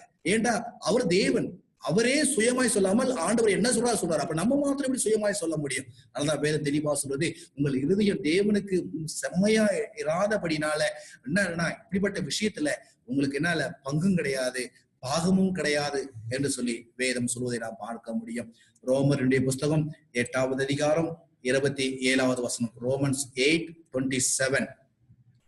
ஆவியானவர் தேவனுடைய சித்தத்தின்படியே பரிசுத்தவான்களுக்காக வேண்டுதல் செய்கிறபடியால் இதயங்களை ஆராய்ந்து பார்க்கிறவர் ஆவியின் சிந்தை என்னதென்று அறிவார். அப்ப ஒன்று நாம் தெளிவாய் நாம் புரிந்து கொள்ள வேண்டும். அப்ப ஆவியானவர் தேவனுடைய சித்தத்தின்படி பரிசுத்தவான்களுக்காக என்ன பண்றாங்களா, வேண்டுதல் செய்கிறபடியால். அப்ப என்ன பண்றாருன்னா, ஆவியானவர் நாம் தேவனுடைய சித்தத்தை செய்கின்ற பொழுது ஆண்டவர் நமக்கு வேணும் செய்து நம்முடைய இருதயங்களை ஆராய தகுந்ததான ஆவியின் சிந்தையை அறிந்திருக்கிறார். அப்ப பரிசுத்த ஆவியானவரை எதுக்கு நம்ம கொடுத்து எதுக்கு நம்முடைய உள்ளம் புதிதாகணும் அப்படின்னு சொன்னா, பரிசுத்த ஆவியானவர் நம்மளை ஆராயிறார். நமக்கு என்னென்ன உள்ளத்துல என்னென்ன இருக்கு, ஒருவேளை உங்களுடைய போதருக்கு தெரியாம இருக்கலாம், உங்களை வீட்டுக்கு தெரியாம இருக்கலாம், உங்களை சார்ந்தவர்களுக்கு தெரியாம இருக்கலாம். ஆனால் உள்ளங்களை ஆராய்கிற பரிசுத்த ஆவியானவருக்கு நீங்கள் அசைகிற அசைவு தெரியும், உங்களுடைய சிந்தை தெரியும், உங்களுடைய எண்ணங்கள் தெரியும், அது எவ்வளவு தாறுமாறாய் சென்று கொண்டிருக்கிறது தெரியும். ஆனாலும் சில பிள்ளைகளுக்கு கொடுக்கிற எச்சரிப்பை தேவனுடைய பிள்ளைகள் கேளாதபடிக்கு அவரை பரிசுத்த ஆவியானவரை அவமாக்குவதனாலே அவருக்கு விரோதமா செய்கிற பாவம் மன்னிக்கப்படாது என்று சொல்லி வேதம் சொல்வது. ஆண்டவரே, பரிசுத்த ஆவியானவர் விரோதமாய் யாராவது பாவம் பண்ணீங்க அப்படின்னு நீங்க நினைச்சீங்க அப்படின்னு சொன்னா மனம் திருந்த பாருங்க, இல்லைன்னா ரட்சிப்பு இல்லை, மன்னிக்கப்படாது என்று சொல்லி மத்தேயுல சொல்வதை நாம் கடந்த முறை நாம் பார்த்தோம். 1 கொரிந்தியர் 14வது அதிகாரம் 25வது வசனம். 1 Corinthians 14:25. அவனுடைய இருதயத்தின் அந்தரங்கங்களும் வெளிரங்கமாகும். அப்ப வேதம் தெளிவா சொல்றது என்னன்னா, பரிசுத்த ஆவியானவர் அவருடைய இருதயத்தை ஆராய்கிறவர் உள்ளே வருகின்ற பொழுது என்னடனா இதயத்துல என்னென்ன அந்தரங்கங்கள் இருக்கும் எல்லாம் வெளியே கொண்டு வந்துருவார். நீ கொஞ்சம் யோசித்து பாருங்களேன். இப்ப உங்களுடைய இதயத்துல என்ன இருக்கு அப்படின்னு பரிசுத்த வெளியே கொண்டு வந்தா எத்தனை பேர் உங்களுடைய மனைவியோ அல்லது உங்களுடைய கணவனையோ அல்லது உங்களுடைய பிள்ளைகளையோ அல்லது உங்களுடைய போதகனையோ அல்லது உங்களுடைய விசுவாசிகளை பார்க்க முடியும்? தேவனுடைய பிள்ளைகளை ஆண்டவர் அறிஞ்சிருக்கிறார், பரிசுத்தர் அறிஞ்சிருக்கிறார், எல்லாத்தையும் வெளியே கொண்டு வந்துருவாரு. நீ என்ன எங்கெங்கெல்லாம் மறைவானி என்னென்ன பாவங்களை செய்தையோ, என்னென்ன கர்த்தருக்கு விரோதமா கர்த்தருக்கு அவமானத்தை கொண்டு வருகின்ற விதத்துல ஒரு கிறிஸ்தவனாய் வாழாதபடிக்கு அவமானமாய் வாழ்கின்ற உன் வாழ்க்கையை ஆண்டவர் பிச்சு பிச்சு எடுத்து வச்சிருவாரு. அதனாலதான் ஆண்டு தெளிவா சொல்றாரு, அந்தரகங்கள் எல்லாம் என்ன பண்ண போகுது, வெளியிறங்காம போகுது. அப்பொழுது உடைய முகம் என்ன நடக்க போகுது? கொஞ்சம் யோசிப்பாங்க. தேவனுடைய பிள்ளைகளை ஆண்டவர்கிட்ட அறிக்கை செய்திருங்க. இது சரியான நேரம். ஆண்டவர் உங்களுடைய உள்ளத்தில் பேசினார் அப்படின்னு சொன்னா எந்த ஒரு பாவமானாலும் நீங்க என்ன பண்ணாதீங்க, அப்படியே விட்டுடாதீங்க. அதான் எபிரேயர் புஸ்தகம் 3வது அதிகாரம் 15வது வசனம். Hebrew 3:15. இன்று அவருடைய சத்தத்தை கேட்கலானால் கோபம் மூட்டுதல் நடந்தது போல உங்களை இருதயங்களை புஸ்தகத்துல பவுல் எவ்வளவு தெளிவாக சொல்லிருக்காரு பாருங்க. நீங்க ஆண்டுடைய சத்தத்தை இன்னைக்கு நீங்க கேட்பீங்க அப்படின்னா, ஏன்னா சில சமயங்கள்ல நம்ம வேணுகனே பாவம் செய்யறோம், தெரியும். நானும் ஒரு மனுஷன் தானே. சில சமயங்கள்ல நமக்கு தப்புன்னு தெரியும், ஆனா திமிரு பிடிச்சி இதயம் கொளுத்து இதனை கடினப்பட்டு இதனை கெட்டு வேணுக்குனே பாவம் செய்யற ஒரு அநேகர் இருக்கிறாங்க. தேவனுடைய பிள்ளைய இன்னைக்கு ஆண்டு சத்தம் கேட்டுனா போதும், ஆண்டு விட்ட விளையாடாத. யார்கிட்ட வேணாலும் விளையாடுவோம், நம்ம பிரச்சனை கிடையாது. யார்கிட்ட வேணாலும் விளையாடலாம், ஆனா ஆண்டு விட்ட விளையாடக்கூடாது. பரிசுத்த ஆவியானவர்கிட்ட விளையாடக்கூடாது. ஏன்னு கேட்டா அவருக்குள்ளதான் நம்முடைய ரட்சிப்பு அடங்கியிருக்கு, சத்தியத்துக்குள்ளதான் நம்முடைய ரட்சிப்பு அடங்கியிருக்கு. ஒருவேளை இன்னும் விட முடியாத பாவங்களை நீங்க செய்து கொண்டிருப்பீங்க அப்படின்னு சொன்னா, இல்ல பாவம் தெரிஞ்சியும் தெனாவட்டலுக்காக நம்ம சொல்லக்கூடாது, அந்த வார்த்தையை திமிருக்காக நான் திரும்ப சொல்றேன், அப்படி சொல்லக்கூடாது. நீங்க செஞ்சுட்டு இருந்தீங்கன்னா ஆண்டவர்கிட்ட கேளுங்க, ஆண்டவரே இன்னைக்கு உன் வார்த்தையை கேட்கிறோம், நாங்க செய்யக்கூடாதப்பா, எங்களுக்கு உதவி செய்யுங்கன்னு கேளுங்க. எபிரேய புஸ்தகம் 3:12, Hebrew 3:12. சகோதரரே, ஜீவனுள்ள தேவனை விட்டு விலகிறதுக்கு ஏதுவான அவிவிசுவாசம் உள்ள பொல்லாத இதயம் உங்களில் ஒருவனுக்குள்ளும் இராதபடிக்கு நீங்கள் எச்சரிப்பாயிருங்கள். கொஞ்சம் யோசித்து பாருங்களேன். இப்ப மிகப்பெரிய பாவம் என்னத்தீங்களா? ஜீவன் உள்ள தேவனை விட்டு விலகுறது பெரிய பாவம். நீங்க அநேகர் ஆலயம், இன்னைக்கு ஆலயம் கூட முடியல. சில தருணம் இருக்கின்ற பொழுதும் ஆலயத்தை ஒதுக்கிடுறாங்க. சில சமயங்கள தருணம் இருக்கின்ற பொழுதும் ஜெபத்தை ஒதுக்கிடுறாங்க. நேரம் கிடைக்கின்ற பொழுது வேத வாசிப்பை ஒதுக்கிடுறாங்க. தேவனுடைய பிள்ளைய தேவனை விட்டு ஒதுங்கி போன அப்படின்னு சொன்னா, நீ விலகி போன அப்படின்னு சொன்னா என்ன நடக்கும் அப்படின்னா, பொல்லாத இருதயம் உங்களுக்கு இருந்துச்சுன்னா இராதபடிக்கு எச்சரிக்கையா இருங்க. ஏன்? ஆண்டவரை விட்டு விலகிறது பெரிய பாவம். பிலிப்பியர் 4:7. அப்பொழுது எல்லா புத்திக்கும் மேலான தெய்வ சமாதானம் உங்கள் இருதயங்களையும் உங்கள் சிந்தைகளையும் கிறிஸ்து இயேசுக்குள்ளாக காத்து கொள்ளும். அப்ப வேதம் என்ன புதிக்குன்னா, ஒரு மனுஷனுக்கு ஒரு புதிய இதயம் அல்லது புதிய உடன்படிக்கை என்கின்ற பொழுது அவனுடைய இதயத்துல எழுதுவதான பார்க்க முடியும். அப்ப அந்த இதயத்துல யார் வரா? ஆவியானவர் ஆராயிறாரு. ஆராய்ந்து அதுல இருக்கிற பாவத்தை உணர்த்துறாரு. அதான் வேதம் சொல்வது, ஆவியானவர் இருக்கின்ற பொழுது பாவத்தை குறித்தும் நீதியை குறித்தும் நியாயத்திற்கு குறித்தும் கண்டித்து உணர்த்துவார். அப்ப கண்டித்து உணர்த்துகின்ற பொழுது நான் அந்த பாவத்தை வெளியே கொண்டு வந்துடணும். அந்த பாவத்தை மறைச்சு வச்சிருக்க கூடாது. அப்ப மறைச்சு வச்சுனா என்ன ஆகும்னா, ஆவியானவர் என்ன பண்ணுவோம்னா என்னை விட்டு வெளியே போயிடுவார். எது முக்கியம்? நீங்க யோசித்து பாருங்க. அதான் வேதம் தெளிவா சொல்வது, உங்கள் இருதயங்களையும் உங்கள் சிந்தைகளையும் கிறிஸ்து இயேசுக்குள்ளா என்ன பண்ணணும்? காப்பாற்றிக் கொள்ள வேண்டும். அப்ப கிறிஸ்து பரிசுத்த ஆவியானவர் நம்முடைய உள்ளத்தை ஆராய்வது புதிய உடன்படிக்கைக்கு முதல் ஸ்டெப், முதல் படி. அதுக்குள்ளாக அதை ஆராய்ந்து அந்த பாவத்தை எடுப்பது அடுத்த படி. அதிலே தங்கி இருப்பது அதுக்கு அடுத்த படி. கிறிஸ்துவானவர் உள்ளே வருவது அதுக்கு அடுத்தபடி. அப்ப என்னன்னா, படிப்படியாக என்னுடைய இதயம் என்ன நடக்கிறது? கேடான இதயம் இயேசுவை நான் ஏற்றுக்கொள்கின்ற பொழுது, பாவத்தை வெளித்தொடுத்துகின்ற பொழுது எனக்கு நடக்கிற சம்பவம் எபேசியர் 3:17 நான் வாசிக்கிறோம். எபிசியன்ஸ் 3:17. விசுவாசத்தினாலே கிறிஸ்து உங்கள் இருதயங்களில் வாசமாயிருக்கவும் நீங்கள் அன்பிலே வேரூன்றி நிலை பெற்றவள் ஆகி என்று சொல்லி வேதம் சொல்றாரு. என்னன்னா, விசுவாசத்தினால கிறிஸ்து எங்க இருக்கிறாரு? இதயத்துல இருக்கிறாரு. இப்ப தெரியுதுங்களா ஏன் கல்லான இதயத்தை நான் மாத்துறேன், உங்களுடைய இருதயத்தை நான் மாத்துறேன்னு சொல்றதுக்கு நமக்கு ரீசன் புரியுதுங்களா? ஏன் அப்படின்னா, பழைய ஏற்பாட்டிலே கிறிஸ்து அவங்களை வழி நடத்தினார். கிறிஸ்துதான் வழி நடத்தினாரு. ஆனாலும் அவருடைய இதயங்கள் கழுவப்படாம ஏற்றுக்கொள்ளப்படாம ஒரு சிலர் மாத்திரம் ஏற்றுக்கொள்ள. கிறிஸ்து பிறக்கும்போது நம்ம பாக்குறோம் இல்லைங்களா? அந்த சிமியோன் என்ன பண்றாங்க? ஆவியானவர் மூலமாய் நடத்தப்பட்டு ரட்சணத்தை என் கண்கள் கண்டது என்று சொல்லி சொல்வதை நாம் பார்க்க முடியும். அது மாதிரி அண்ணா என்ன பண்றாங்க? ஆலயத்துக்கு வராங்க, பார்க்கறாங்க. ஒரு சிலர் மாத்திரம் தான் என்ன பண்ணாங்கன்னா, பரிசுத்த ஆவியினாலையும் விசுவாசினாலும் கிருபையினாலையும் நடத்தப்பட்டார்கள்.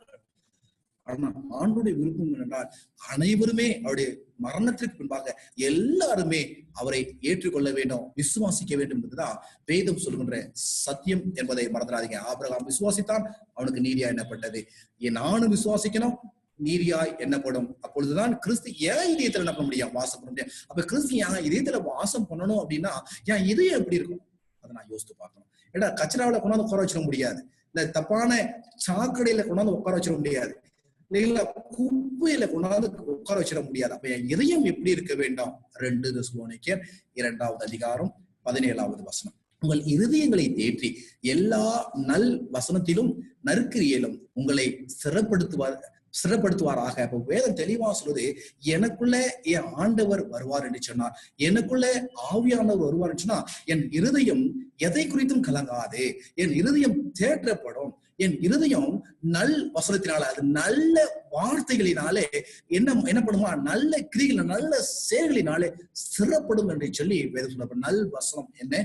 வேத வசனத்தின் மூலமாக என் இருதயத்தை சிறப்புதான். வாலிபன் எதனால் தன் வழியை சுத்தம் பண்ணுவான் என்று சொல்லி சங்கீதத்தில் 119:9 பார்ப்போம். வேத வசனத்தை அவனுடைய உள்ளத்துல வைக்கின்ற பொழுது, அவனுடைய இருதயத்துல வைக்கின்ற பொழுது, தேவனுடைய பிள்ளையே எப்பொழுது ஆண்டுடைய வசனம் நம்முடைய இதயத்தில் இருக்கிறதோ அப்பொழுதுதான், எப்பொழுது நல்ல கிரியைகள் நமக்குள்ளாய் இருக்கிறதோ அப்பொழுதுதான் என்பதை மறந்து விடாதீங்க. யாக்கோப்பு 3:14, ஜேம்ஸ் 3:14, உங்கள் இருதயத்திலே கசப்பான வைராக்கியத்தையும் விரோதத்தையும் அவ்வைத்தீர்களானால் நீங்கள் பெருமை பாராட்டாதருங்கள்.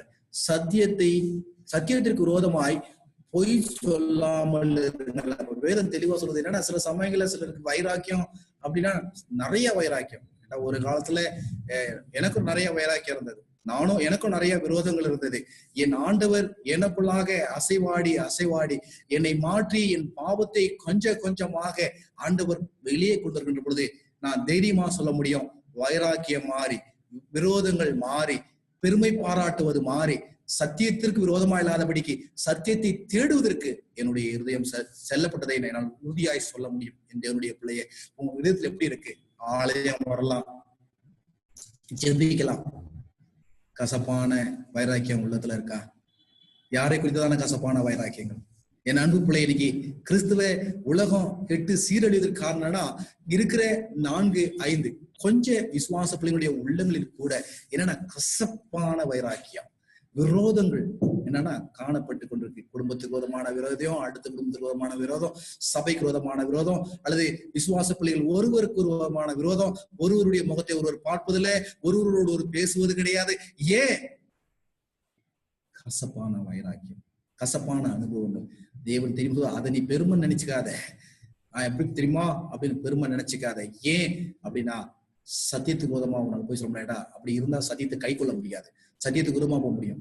பொய் சொல்றதுக்காய் நடக்கும், பொய் சொல்றதுன்ற சூழ்நிலை ஏற்படும் என்றுதான் யாக்கோப்பு நமக்கு தெளிவாய் சொல்வார். என்னுடைய பிள்ளைய விதத்துல இருக்க கசப்பு எப்படிப்பட்ட கசப்பானாலும் பரவாயில்ல, ஆண்டவர்கிட்ட சொல்லு, உன் இதயத்தை மாத்து. ஏன்னா சில சமயங்கள்ல ஒரு சிலரால சபையினுடைய ஐக்கியம் தாறுமாறாய் போய் கொண்டிருக்கிறது, குடும்பத்தினுடைய ஐக்கியம் தாறுமாறாய் போய் கொண்டிருக்கிறது. தேவனுடைய பிள்ளைய அந்த கசப்பான அனுபவங்களை கொண்டு வருகின்ற இதயம் உன்னுடைய இருதயமா இல்லாதபடிக்கு பாதுகாத்துக்கோ. உன்னுடைய இருதயம் அப்படிப்பட்ட ஒரு வைராக்கியம் கசப்புகள் இருக்கும் அப்படின்னு சொன்னா இன்று அவருடைய சத்தத்தை கேட்ப அப்படின்னு சொன்னா மனம் திறந்து, இல்ல அப்படின்னா ஆண்டவர் அடிச்சாருன்னா, நான் சொல்லக்கூடாது, ஊழியக்காரனா சொல்லக்கூடாது, ஆண்டவர் அடிச்சாருன்னா நம்மளால் இருந்திருக்க முடியாது. என் அன்பு விசுவாச பிள்ளைய ஆண்டவர்கிட்ட ஒப்புக்கொடு. யாக்கோப்பு 4:8, ஜேம்ஸ் 4:8, தேவனிடத்தில் சேருங்கள், அப்போது அவர் உங்களிடத்தில் சேருவார். ஆவியிலே உங்கள் கைகளை சுத்திகரியுங்கள், இரு மனமுள்ளவர்களே உங்கள் இருதயங்களை பரிசுத்தமாக்குங்கள். நம்ம கேட்கலாம் இல்லைங்களா? அப்ப அந்த புதிய உடன்படிக்கை அப்படின்னா என்னன்னா, புதிய உடன்படிக்கை யாரும் செயல்படணும், இல்ல ஆண்டவர் அப்படியே கொண்டாந்து இதயத்துல அப்படியே வச்சு எழுதிடுவாரா? இல்லைங்க, வேதம் தெளிவா சொல்லுங்க. நீங்க வேத வசனம் ஈஸியா கண்டுகொள்ள முடியும். புதிய உடன்படிக்கை என்றால் என்னன்னு ஈஸியா கண்டுகொள்ள முடியும். ஏன் என்று பாருங்க, தேவனிடத்தில் ஃபர்ஸ்ட் சேருங்க. ஆண்டவர்கிட்ட நீங்க சேர்ந்தா புதிய உடன்படிக்கை உங்களுக்கு வரும் இல்லைங்களா? அது மாத்திரம் இல்ல, அவர் உங்களுக்கு சேருவார். உங்கள் கைகளை என்ன பண்ணுங்க, சுத்திகரியுங்கள். அப்ப என்ன அர்த்தம்? இந்த கை எவ்வளவு பாவம் செய்யலையா?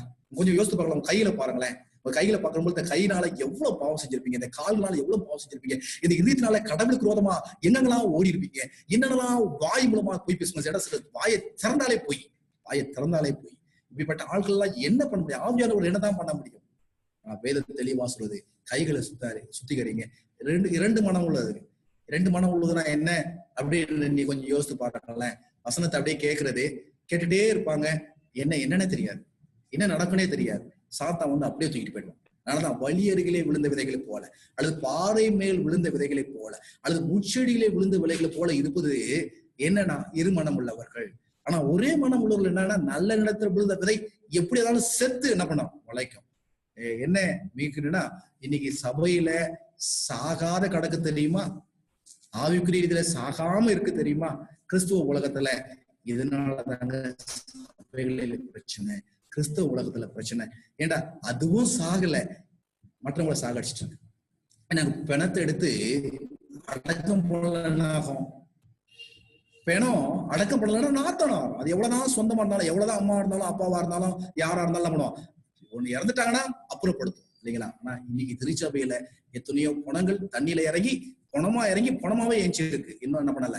அதனாலதான் ஆண்டு சொல்றாரு வெள்ளை அடிக்கப்பட்ட கல்லறை அப்படின்னு சொல்றாரு. ஏன்டா இருமனம் உள்ளவர்கள் தேவனுடைய பிள்ளைய இன்னும் சத்தியத்தின்படி நடக்கணும் அப்படின்னு மனம் இல்லாம இருக்கிறீங்களா? இன்னும் ஆண்டவர்கிட்ட நான் எல்லாத்தையும் ஒப்பு கொடுக்கணும், ஆண்டுடைய வார்த்தையை கேட்கணும், என்னை சுத்திகரிக்கணும், என் இதயத்தை பரிசுத்தமாக்கணும் அப்படின்ற நினைப்பு இன்னும் வரலையா? கேளுங்க 1 பேதுரு 1:22. ஆகையால் நீங்கள் மாயமற்ற சகோதர சிநேகம் உள்ளாகும்படி ஆவினாலே சத்தியத்திற்கு கீழ்ப்படிந்து உங்கள் ஆத்துமாக்களை சுத்தமாக்கி கொண்டுள்ளா இருந்தபடியால் சுத்த இதயத்தோடு ஒருவர் ஊக்கமாய் அன்பு. வேதனாஸ்பதம் அப்படின்னு சொன்னா எப்பொழுது என்னுடைய சகோதர சிநேகம் சுத்தமா இருக்கும், அப்பதான் என்ன பண்ணுவாரு, ஆவினாலே சத்தியத்துக்கு நான் கீழ்ப்படிய முடியும். சம்திச்சாங்க நான் சத்தியத்துக்கு கீழ்ப்படுகிறேன் ஆனா நான் இப்படிதான் இருப்பேன். அப்ப என்னைக்கு தேவனுடைய பிள்ளைகளுடைய உள்ளத்துல மாயமற்ற சகோதர சிநேகம் இருக்கும், அன்னைக்கு நான் அப்ப சகோதர சிநேகமே இப்படி இருக்கணும் அப்படின்னு சொன்னா அப்ப யோசித்துங்க, மனைவி மேல, பிள்ளை மேல,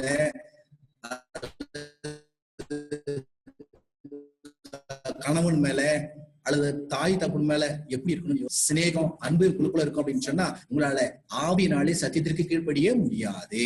ரெண்டாவது, அதனாலதான் வேதம் சொல்லுது அப்படி நீங்க இருப்பீங்க அப்படின்னு சொன்னா சத்தியம் உங்களுக்குள்ள வராது. அதனால வேதம் சொல்லுது நீங்க அந்த அன்பு உங்களுக்குள்ள இருக்கணும்னா ஆவியான உங்களுக்கு வருவாரு, சத்தியத்துக்குள்ள நீ கீழ்ப்படிய முடியும். அப்ப என்ன பண்ண முடியும், ஆத்துமாக்கள் என்ன பண்ண முடியும், சுத்தமாக்க முடியும், சுத்தமான இருதயத்தை பெற்று அன்பு கூற முடியும் என்று சொல்லி வேதம் சொல்றது.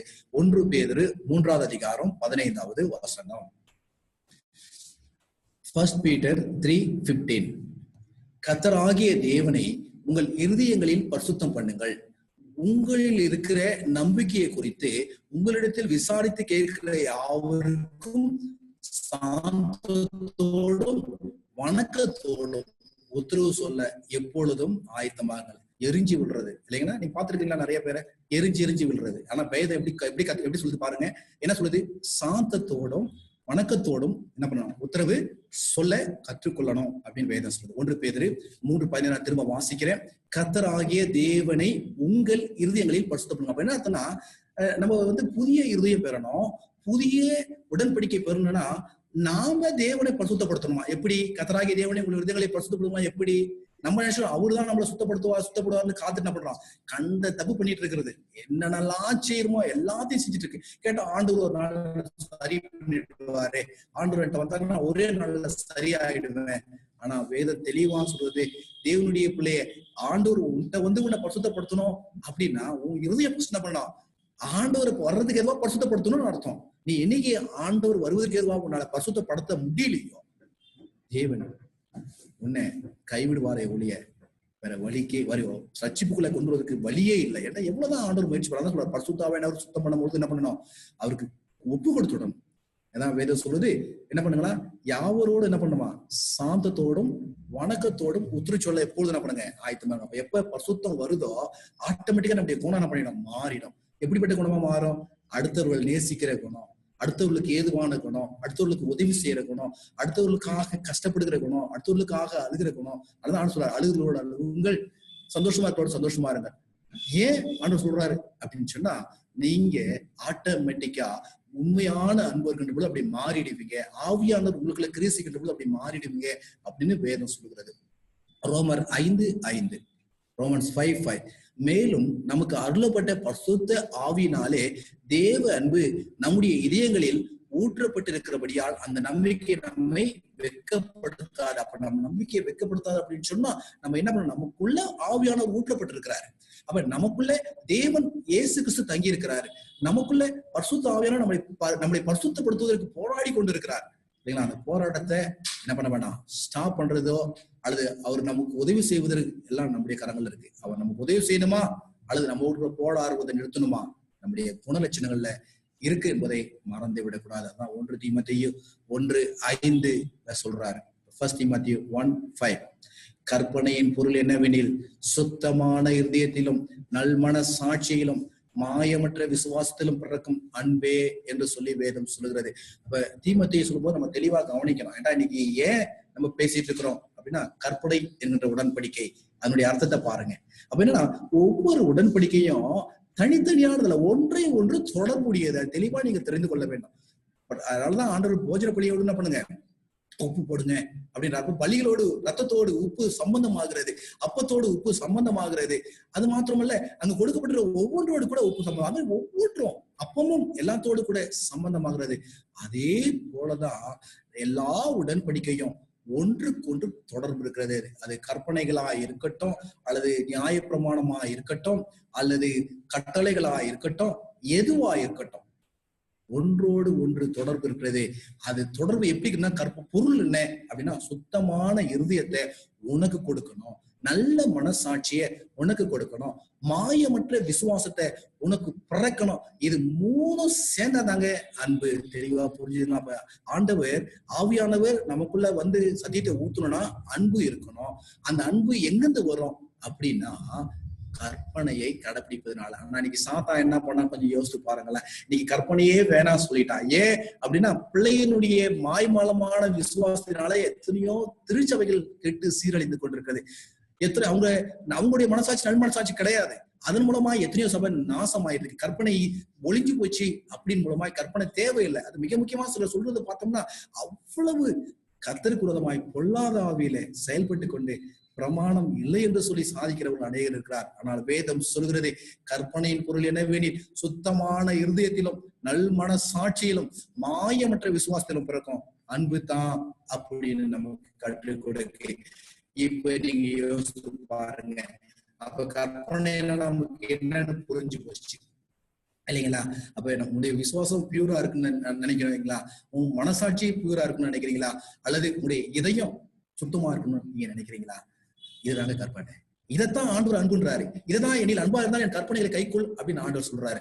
வாசிப்போம். 2 கொரிந்தியர் 3:3 ஏனெனில் நீங்கள் எங்கள் ஊழியத்தினால் உண்டான கிறிஸ்துவின் நிர்வாகமாய் இருக்கிறீர்கள் என்று வெளிரங்கமாயிருக்கிறது. அது மையினால் அல்ல, ஜீவனுள்ள தேவனுடைய ஆவினாலும் கற்பலகைகளில் அல்ல, இருதயமாகிய சதை பலகையிலும் எழுதப்பட்டிருக்கிறது. இப்ப நம்ம யோசிப்பீங்களா? அன்னைக்கு எரேமியாவிட்ட சொல்றாரு, எரேமியாட்ட மாத்திரம் கிடையாது, எசேக்கியேல்ட்ட சொல்றாரு. இன்னைக்கு வேதத்தை நீங்க வாசிச்சோம்னா எல்லா தீர்க்க தரிசனங்கள்ட்ட சொல்லிட்டு வர்றதுதான் இது. புதுசு ஒண்ணும் கிடையாது. புதிய பிரமாணம், புதிய கட்டளை இல்ல புதிய உடன்படிக்கை அப்படின்றது புதுசு கிடையாது. நீங்க தெளிவா புரிஞ்சுக்கணும். என்னைக்கு உங்க இதயத்தை கொடுக்குறீங்களோ அன்னைக்கு ஆண்டவர் எழுதுறாரு. அதான் தெளிவா புரிஞ்சுக்கணும். மோசே என்ன பண்ண, ஆண்டவர் நீல கல்லுல இழைச்சி என்ன பண்ணாரு, முதல் கற்பனை எழுதினாரு. 2வது முறை எழுதுகின்ற போது மோசையை இழைச்சி கொண்டு வா அப்படின்னாரு. ஆனா 3வது முறை ஆண்டவர் என்ன எதிர்பார்க்க தெரியுங்களா? அந்த எந்த ஒரு கல்லுலையும் எழுத வேண்டிய அவசியம் இல்லை அவருக்கு. எந்த ஒரு பலகையிலும் எழுத வேண்டிய அவசியம் கிடையாது. ஆண்டவருக்கு வேண்டியது உன் இருதயம். இருதயம் எப்படிப்பட்டது? கேடானது, கிறுக்கானது, கொழுப்பு நிறைஞ்சது, கடினமானது, எல்லா காம விகாரமும் விபச்சாரங்களும் திருடும் களவும் பொய்யும் நிறைஞ்சது. அதே ஆண்டவருக்கு கொடுத்தா ஆண்டவர் அதுல எழுதுறேன்றாரு. அதுதாங்க நம்ம கொரிந்தியர்ல நம்ம வாசிக்கிறோம். அப்ப என்ன அர்த்தம்னா, இதை புதுசா வந்து கொடுத்துடல ஆண்டவர் கொடுக்கறது என்னன்னா பழைசு. ஒன்னே ஒண்ணு புரிஞ்சுங்க, அதே நியாயப்பட்ட நம்ம வாசம் நமக்கு தெளிவா தெரியும். எரேமியா 30:30 வாசிக்கின்ற பொழுது நான் என்ன பண்ணுவேன், புதிய உடன்படிக்கை பண்ணுவேன். என்ன பண்ணுவேன் அப்படின்னா, அவருடைய உள்ளத்துல நியாய பிரமாணத்தை எழுதுவேன். அததான் இங்க ஆண்டு தெளிவா சொல்றாரு. என்ன பண்ண, ஆண்டுடைய இதயங்கள்ல என்ன எழுதுவாரு? தேவ ஆவியினாலே, பசுத்த ஆவியினாலே என்ன எழுதுறாருன்னா பிரமாணங்களை எழுதுறாரு. அதான் இங்க வாசி சதையான பலகை. அப்ப என்ன மாற்றம்? அங்க கற்பலகை, இங்கு சத பலகை, அவ்வளவுதான். பலகைதான் மாற்றமே ஒழிய அவருடைய குணங்களிலே மாற்றம் கிடையாது, அவருடைய எழுத்துக்களிலே மாற்றம் கிடையாது, அவருடைய வசனங்களிலே மாற்றம் கிடையாது. தான் 2 பேர் சொல்றாரு 1:19 அதிக உறுதியான தீர்க்க தரிசன வசனம் நமக்கு உண்டு. பொழுது விடிந்து விடிவெள்ளி உங்கள் இதயங்களில் உதிக்கும் அளவும் இருளுள்ள ஸ்தலத்தில் பிரகாசிக்கிற விலைக்கு போல் வசனத்தை கவனித்திருப்பது நலமாயிருக்கும். என்ன இருக்கணுமா? அப்ப இதயத்துல இருந்தாதான் அங்கிருந்து இருட்டு வெளியே போகும். இதயத்துக்குள்ள சத்தியம் போச்சுன்னா, வசனம் போச்சுன்னா, ஆண்டுடைய குணம் போச்சுன்னா, ஆவியானவர் போனார் அப்படின்னு சொன்னா, கிறிஸ்து குடிக்கொண்டு வந்தாருன்னா அங்கு பொல்லாப்புக்கோ அல்லது பொல்லாத சிந்தனைக்கோ வழி இருக்காது. நம்ம வாசிப்போம் 1 யோவான் 3:19, 1 John 3:19. இதனாலே நாம் நம்மை சத்தியத்திற்குள்ள என்று அறிந்து நம்முடைய இதயத்தை அவருக்கு முன்பாக நிச்சயப்படுத்திக் கொள்ளலாம். அப்ப என்ன அர்த்தம்னா, இப்படி நடந்தோம் அப்படின்னா சத்தியம் என்னன்னு நமக்கு தெரிஞ்சிடும். நம்ம சத்தியத்துல நடக்கிறோமா இல்லையா அப்படின்னு நமக்கு தெளிவா தெரிஞ்சிடும். அப்ப நமக்குள்ள இப்படி தெளிவாயிடுச்சுன்னா அப்பதான் சத்தியத்தினுடைய ரட்சிப்பின் நிச்சயம் நமக்குள்ள வரும். இன்னைக்கு அநேக பிள்ளைகள் அவர்கள் பரலோகம் போவார்களா இல்லையான்றது ஒரு பெரிய கேள்விக்குறியா இருக்கு. அவங்களுடைய இருதயமே அவங்களை என்ன பண்ணும், அவளை நியாயத்திற்கு கொண்டிருக்கு. அவர்கள் தகுதிகள் என்று அவருடைய இருதயம் சொல்லிக் கொண்டிருக்கிறது. ஆனால் ஆண்டவர் என்ன சொல்ல தெரியுங்களா? அவருடைய இருதயத்தை என்ன பண்ணுங்க, ஆண்டவர்கிட்ட கொடுங்க. அப்பதான் சத்தியம் உங்களுக்குள்ள இருக்கு அப்படின்ற உங்களுடைய இருதயம் என்ன பண்ணும், உங்களை ஒரு நிச்சயத்துக்குள்ள வரும். அப்ப உங்களுக்கு நிச்சயத்துக்குள்ள வருகின்ற பொழுது இன்னும் ஆண்டவருக்கென்று ஊழியமும், ஆண்டவருக்கென்று உண்மையாகவும், ஆண்டவருக்கென்று குணங்களை மாற்றவும், ஆண்டவரோடு வாழவும், அநேகரை ஆண்டவருக்குள்ளாய் கொண்டு வருவதற்கு, திருச்சபையை வளர்ப்பதற்கு, சபையை உயர்த்துவதற்கு, சத்தியத்தை நிலைநிறுத்துவதற்கு அது உபயோகமா இருக்கும் என்று சொல்லி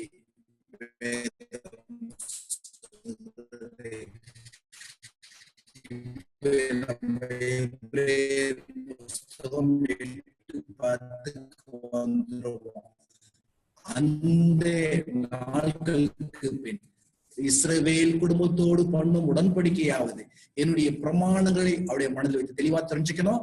என்ன வைக்கிறாங்களா? சொல்லப்பட்டிருக்கிற அந்த லா அப்படின்ற வார்த்தை இங்கிலீஷ்ல அதே வார்த்தை தான் அங்கேயும் லான்னு தான் சொல்லப்பட்டிருக்கு. நியாய பிரமாணம் போடுறதுல டிரான்ஸ்லேஷன்ல பிரமாணம் போட்டுட்டாங்க இல்லைங்களா? ஆனா 1, 2, 3 தான் அங்கு சொன்ன அந்த நியாய பிரமாணம் இங்கு ஒவ்வொரு உள்ளத்திலும் எழுதப்பட வேண்டும் என்று சொல்லி சொல்லுவது பவுல் அப்போஸ்தலர். மறந்துடாதீங்க. ஏன்னா நீங்க பவுல் அப்போஸ்தலரை வச்சுதான் என்ன பண்றாங்கன்னா வசனத்தை தவறாய் புரிந்து கொள்றாங்க. அவர் சொன்னது கரெக்ட், அவருடைய வழியில போய் புரிஞ்சா ஒளிஞ்சு போச்சுன்னு சொல்லி புரிஞ்சுக்கிட்டாங்க. ஆனா பவுல் தெளிவா இருக்கிறாரு. என்ன பண்ணுவார்னா, நான் பண்ணும் புதிய உடன்படிக்கை என்ன அப்படின்னா, பிரமாணங்களை அவருடைய மனதில் வைத்து அவருடைய இதயங்களில் அவைகளை எழுதுவேன், நான் தேவனா இருப்பேன், என் ஜனமா இருப்பேன். அதே வசனத்தை தான் திரும்ப கோட் பண்றாரு. அப்ப அவர் எழுதுனது என்னது? பிரமாணம். இப்ப நம்ம கேட்கலாம், உடன்படிக்கை என்ன உடன்படிக்கை அப்படின்னு நிறைய படிச்சுட்டு வந்திருக்கிறோம் இல்லைங்களா? இப்ப இன்னைக்கு படிக்கிற உடன்படிக்கைன்னா கிறிஸ்துவும் உடன்படிக்கையும் அப்படின்னு சொல்லி நம்ம படிச்சுட்டு வந்திருக்கிறோம். ஏசியாவுல சொல்றாரு 42:7, ஐசியா 42:7, பிரபுவாகிய மேசியா கர்த்தராகிய நான் நீதியின்படி உம்மை அழைத்து உம்முடைய கையை பிடித்து உம்மை தற்காத்து உம்மை வைக்கிறேன். இந்த அதிகாரத்தை சொல்லப்படுகிறது. நீங்க வாசிப்பா தெளிவா சொல்ல முடியும். கிறிஸ்து கூட என்ன பண்ணுவாரு? இதை மேற்கோள் காமிப்பாரு. அப்ப என்ன அர்த்தம் அப்படின்னா, ஜனங்களை மட்டும் அறியாது, இங்கே தேவனுடைய ஊழிய காரனை குறித்து சொல்லுகின்ற பொழுது அது தேவனுடைய ஊழிய, அதாவது கிறிஸ்து என்கின்ற தேவாதி தேவன் இந்த உலகத்துல மேசையாவாய் வருகிறதை குறித்து சொல்லுகின்ற பொழுது அவரை உடன்படிக்கைக்கு ஒளிச்சம், உடன்படிக்கைக்கு என்னங்களா ஒளியாய் வைத்திருக்கிறேன் என்று சொல்லி வேதம் சொல்வதை பார்க்க முடியும். அப்ப உடன்படிக்கை ஒளியாரு? இங்கு இயேசு கிறிஸ்து. அடுத்த வசனத்தை பார்க்கின்ற பொழுது ஏசாயா 49:9, கட்டுண்டவர்களை நோக்கி புறப்பட்டு போங்கள் என்றும் இருளில் இருக்கிறவர்களை நோக்கி வெளிப்படுங்கள் என்றும் சொல்லவும், நான் உம்மை காப்பாற்றி உம்மை ஜனங்களுக்கு உடன்படிக்கையாக ஏற்படுத்துவேன், அவர்கள் வழியோரங்களில் மேய்வார்கள், சகல மேடுகளிலும் அவர்கள் மேய்ச்சல் உண்டாயிருக்கும். அப்ப இங்க யாரு உன்னை ஜனங்களுக்கு உடன்படிக்கையாக ஏற்படுத்தும்? அப்ப தெளிவா ஒண்ணு புரிஞ்சுக்க, இத்தனை வாரம் உடன்படிக்கை நான் சொல்லிட்டு இருக்கிறேன் இல்லைங்களா? அந்த உடன்படிக்கை யாரு தெரியுமா? இயேசு கிறிஸ்து. நம்ம பார்த்தோம், ஆவியான உடன்படிக்கை, கிருபை உடன்படிக்கை, உப்பு உடன்படிக்கை, அப்ப உடன்படிக்கை, ரத்த உடன்படிக்கை, இது எல்லாம் யாரை குறிக்கும் அப்படின்னு சொன்னா, ஜனங்களுக்கு இன்று உடன்படிக்கை இருக்கிறா தெரியுங்களா? இயேசு கிறிஸ்து. மறந்துடக்கூடாது. இது எது புதிய ஏற்பாட்டுல சொன்னது கிடையாது, பழைய ஏற்பாட்டிலே தெளிவாய் சொல்லப்பட்டிருக்குது.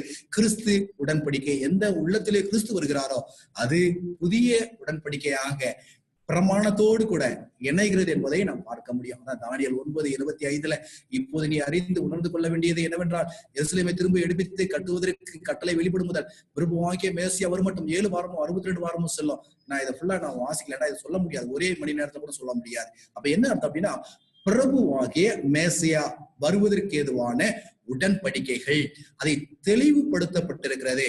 அப்ப உடன்படிக்கை யாரு? ஜனங்களுக்கு வெளிச்சம் என்கிற உடன்படிக்கை யாரு? கிறிஸ்து. எல்லா உடன்படிக்கையும் கிறிஸ்துவையே குறிக்கும். தானியேல் சொல்றதை நம்ம வாசிக்க முடியும்.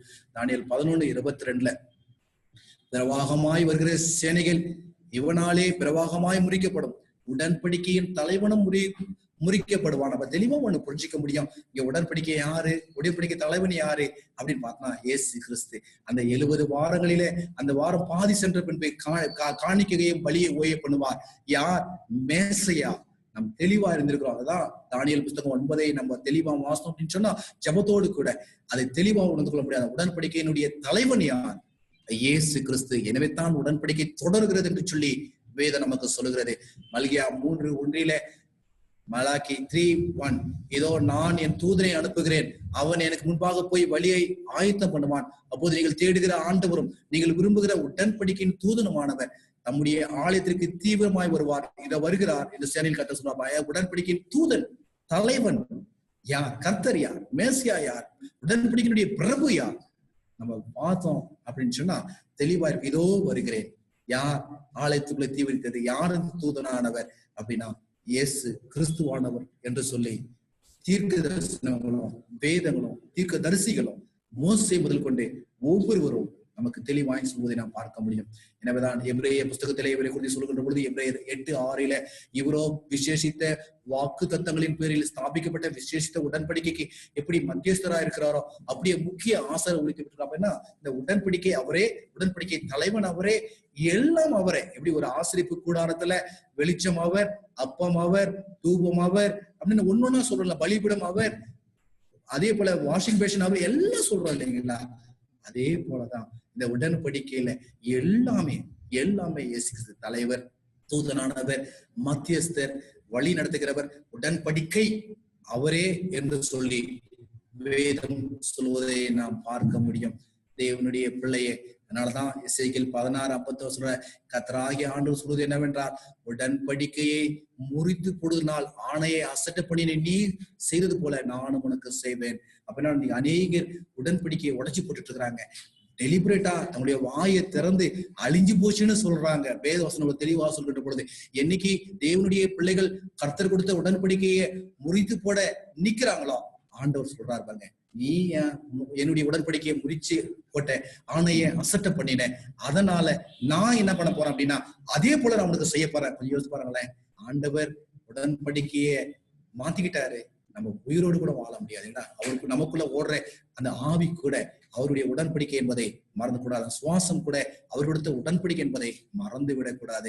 எனவேதான் லேவியராகமம் 26:25 லெவிட்டிக்ஸ் 26:25 என் உடன்படிக்கையை மீறினதற்கு பழி வாங்கும் பட்டயத்தை உங்கள் மேல் வர பண்ணி நீங்கள் உங்கள் பட்டணத்தில் சேர்ந்த பின்பு கொள்ளை நோய் உங்கள் நடுவே அனுப்புவேன், சத்துருவின் கையில் ஒப்பு கொடுக்கப்படுவீர்கள். இப்ப நீங்க தெளிவா நீங்க ஒண்ணு புரிஞ்சிருக்கலாம். நான் பேசிட்டு வந்து உடன்படிக்கை மீறினதுனால என்ன நடக்கும் அப்படின்னு ஆண்டவர் தெளிவா சொல்றாரு. நீ யாரா இருங்க, கடவுளுடைய பிள்ளைகளா இருங்க, இந்த கடவுளுடைய பிள்ளைகளா இல்லாத இருங்க, அல்லது புறஜாதியா இருங்க, அல்லது பிற மதத்தா இருங்க, யாரா வேணாலும் இருந்தாலும் பிரச்சனை கிடையாது. ஆனா வேதம் சொல்வது நிச்சயம். ஏன்னா மனிதனாய் பிறந்த ஒவ்வொருவருக்கும் இது சத்தியம் என்பதை நாம் அறிந்து கொள்ள முடியும். ஏன் தேவனுடைய உடன்படிக்கையை மீறுகின்ற பொழுது ஆண்டவர் என்ன பண்றாருன்னா பழி வாங்கும் பட்டயத்தை உங்கள் மேல் வர பண்ணுவார். நீங்கள் உங்கள் பட்டத்தை சேர்ந்த பின்பு கொள்ளை நோய் உங்கள் நடுவில் அனுப்புவேன், சத்துருவின் கையில் ஒப்பு கொடுக்கப்படுவீர்கள். அப்ப நம்ம கொள்ளை நோய் வருவதற்கு காரணம் புரிஞ்சுதுங்களா? ஏன் அப்படின்னா தேவனுடைய உடன்படிக்கைக்கு விரோதமாய் செயல்படுவதனால இந்த உலகம் முழுவதும் கிறிஸ்துவ உலகமும் எப்படி செயல்படுது பாருங்க. அதனாலதான் இன்னைக்கு நம்ம பார்த்துட்டு இருக்கிறோம். எத்தனையோ இடங்கள்ல எத்தனையோ மரணங்கள். நான் தெளிவுபடுத்துறேன், இன்னொரு காரியம் நான் பிரயாசப்படுறேன், தயவுசெய்து என்ன தப்பா எடுத்துக்க கொள்ள கூடாது. இன்னைக்கு மரிச்சவங்க எல்லாமே தப்பு பண்ணணும்னு நான் சொல்ல வரல, அல்லது இன்னைக்கு கொள்ள நோய்கள் சாகுற எல்லாரையும் நான் தப்பானவங்கன்னு சொல்லல, பாவிகள் அப்படின்னு சொல்லல. ஆனா வேதம் ஒண்ணு சொல்லுது, கொள்ள நோய் வருது அப்படின்னு சொன்னா உடன்படிக்கை மீறுவதனால் வருது. உடன்படிக்கை மீறாம இருந்து வருது அப்படின்னு சொன்னா அது தேவனுடைய நாம விளங்குவதற்கு வேற எதனா ஒரு காரணம். அதனுடைய ரீசன் ஏன் அப்படின்னு சொல்லிட்டு ஆனா உலகம் முழுவதும் வேதப்பட்டு கொண்டிருக்கு. காரணம் தெரியுங்களா? ஆண்டவருக்கு என்று ஊழியத்திற்கு புறப்படாம நீங்க கிறிஸ்துவ பிள்ளைகள் ஆண்டுடைய உடன்படிக்கை கிறிஸ்துவ பிள்ளைகள் என்று சொல்லிக்கொண்டு இத்தனை உடன்படிக்கைகளையும் உடைத்துக் கொண்டு ஆவியானவர் பேசுவதற்கு கூட செவிசாய்க்காதபடிக்கு பாவத்திலே வாழ்ந்து கொண்டிருப்பதினாலே நம்ம இன்னும் அடுத்த வாரம் நம்ம பார்க்க போகிறோம். இன்னும் சில காரணங்களோட அடுத்த வாரத்தோடு கூட நம்ம ஏன் இது காரியம் நடக்குதுன்னு நாம் பார்க்க போகிறோம். தேவனுடைய பிள்ளைகளை உன் வாழ்க்கையில ஆண்டவர் ஏன் இதை அனுமதிக்கிறார் என்று சொல்லி நீங்க இன்னும் வேதத்தை பாருங்க, தேடுங்க, ஆவியானோர் சொல்றதை கேளுங்க, ஆவியானோரோட வேதத்தை படிங்க. நிச்சயம் இன்னும் அநேக ரகசியங்களையும் அநேக சத்தியங்களையும் ஆண்டவர் உங்களுக்கு வெளிப்படுத்தக்கூடும். என் அன்பு பிள்ளைய, இன்னைக்கு அப்படி சத்தனை கேட்ப அப்படின்னு சொன்னா, இன்னைக்கு ஆண்டவர் பேசியிருப்பார் அப்படின்னு சொன்னா, பரிசுத்த ஆவியானவர் உள்ளத்துல ரகசியங்களை வெளிப்படுத்த. அதனாலதான் இந்த உடன்படிக்கை மாட்டு ஆண்டவர் ரகசியம்னு சொன்னாரு.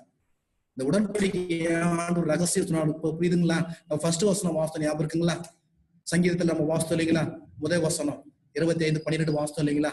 ஏன் அப்படின்னா அவருடைய பிள்ளைகளுக்கு அவருடைய உடன்படிக்கையுடைய ரகசியத்தை ஆண்டவர் தெரியப்படுத்துறாரு. எப்ப யாருடைய பிள்ளைகள் வேதத்தை வாசித்து ஆவியோடு கூட காத்திருந்து ஆண்டவருக்காய் ஆண்டவர் பேச வேண்டும் என்று விரும்புகிற அவருடைய ஊழியக்கார பிள்ளைகளுக்கு ஆண்டவர் வெளிப்படுத்துறார். எனவே இத்தனை வாரங்கள் நம்ம படிச்சிருக்கிறோம். அநேக உடன்படிக்கை ஆண்டவருக்கு வெளிப்படுத்தியிருப்பார் அப்படின்னு சொன்னா, இல்ல ஒருவேளை இதெல்லாம் ஃபர்ஸ்ட் முறை கேட்போம் அப்படின்னு சொன்னா, இன்னும் நிறைய இருக்கு, இன்னும் நிறைய பிரச்சனைகள் இருக்கு இந்த உடன்படிக்கையை குறித்து.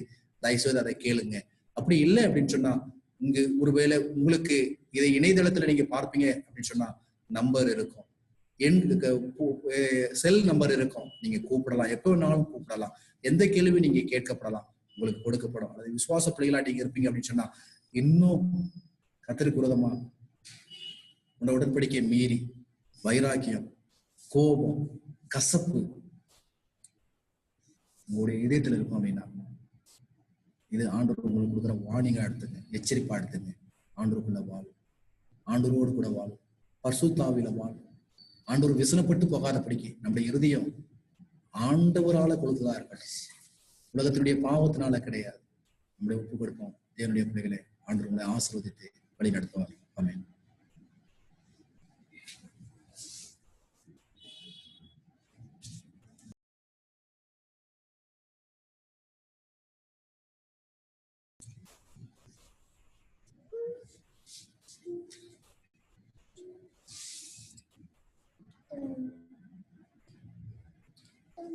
முடிவு பாடல்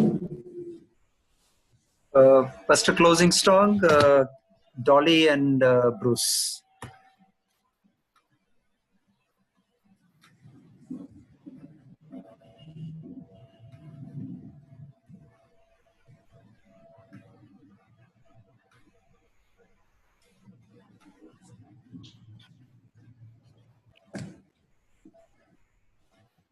Dolly பாடலாமா?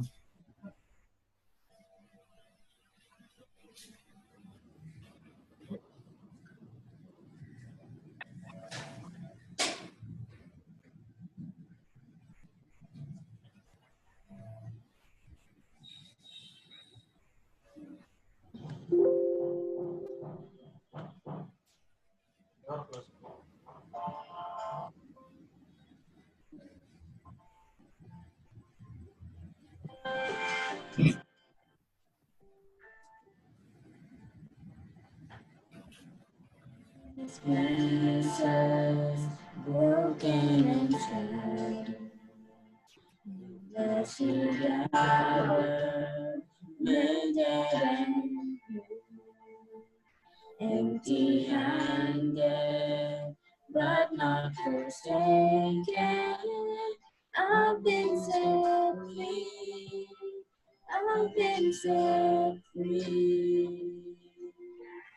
Amazing grace, how sweet the sound that saved a wretch like me. Oh, I once was lost, but now I found, was blind, but now I see. Oh, I can see you now. Oh, I can see the light in your eyes. Laying yourself down, raising up the broken to life.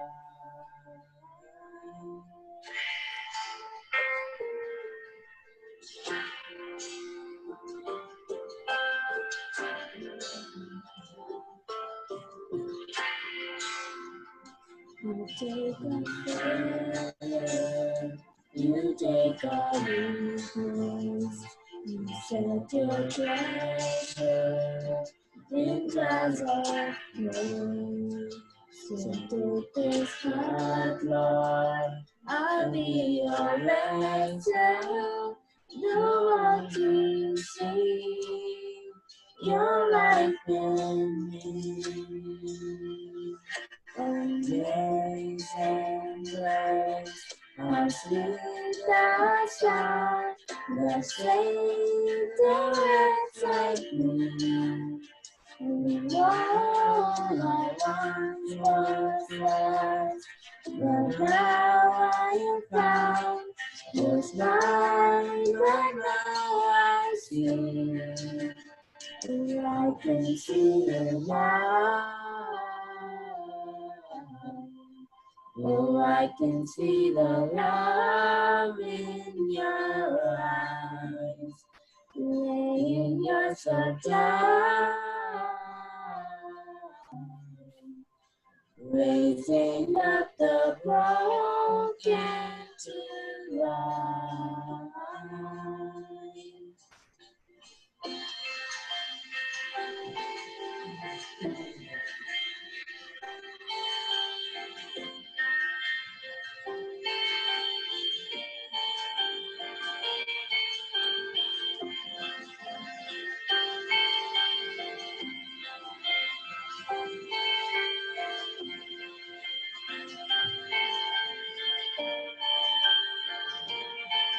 Amazing grace, how sweet the sound that saved a wretch like me. And all I once was lost, but now I am found. Was blind, but now I see. Amazing grace, how sweet the sound that saved a wretch like me. And all I once was lost, but now I'm found. Was blind, but now I see. And I can see it now. Oh, I can see your love in your eyes, laying yourself down, raising up the broken to life.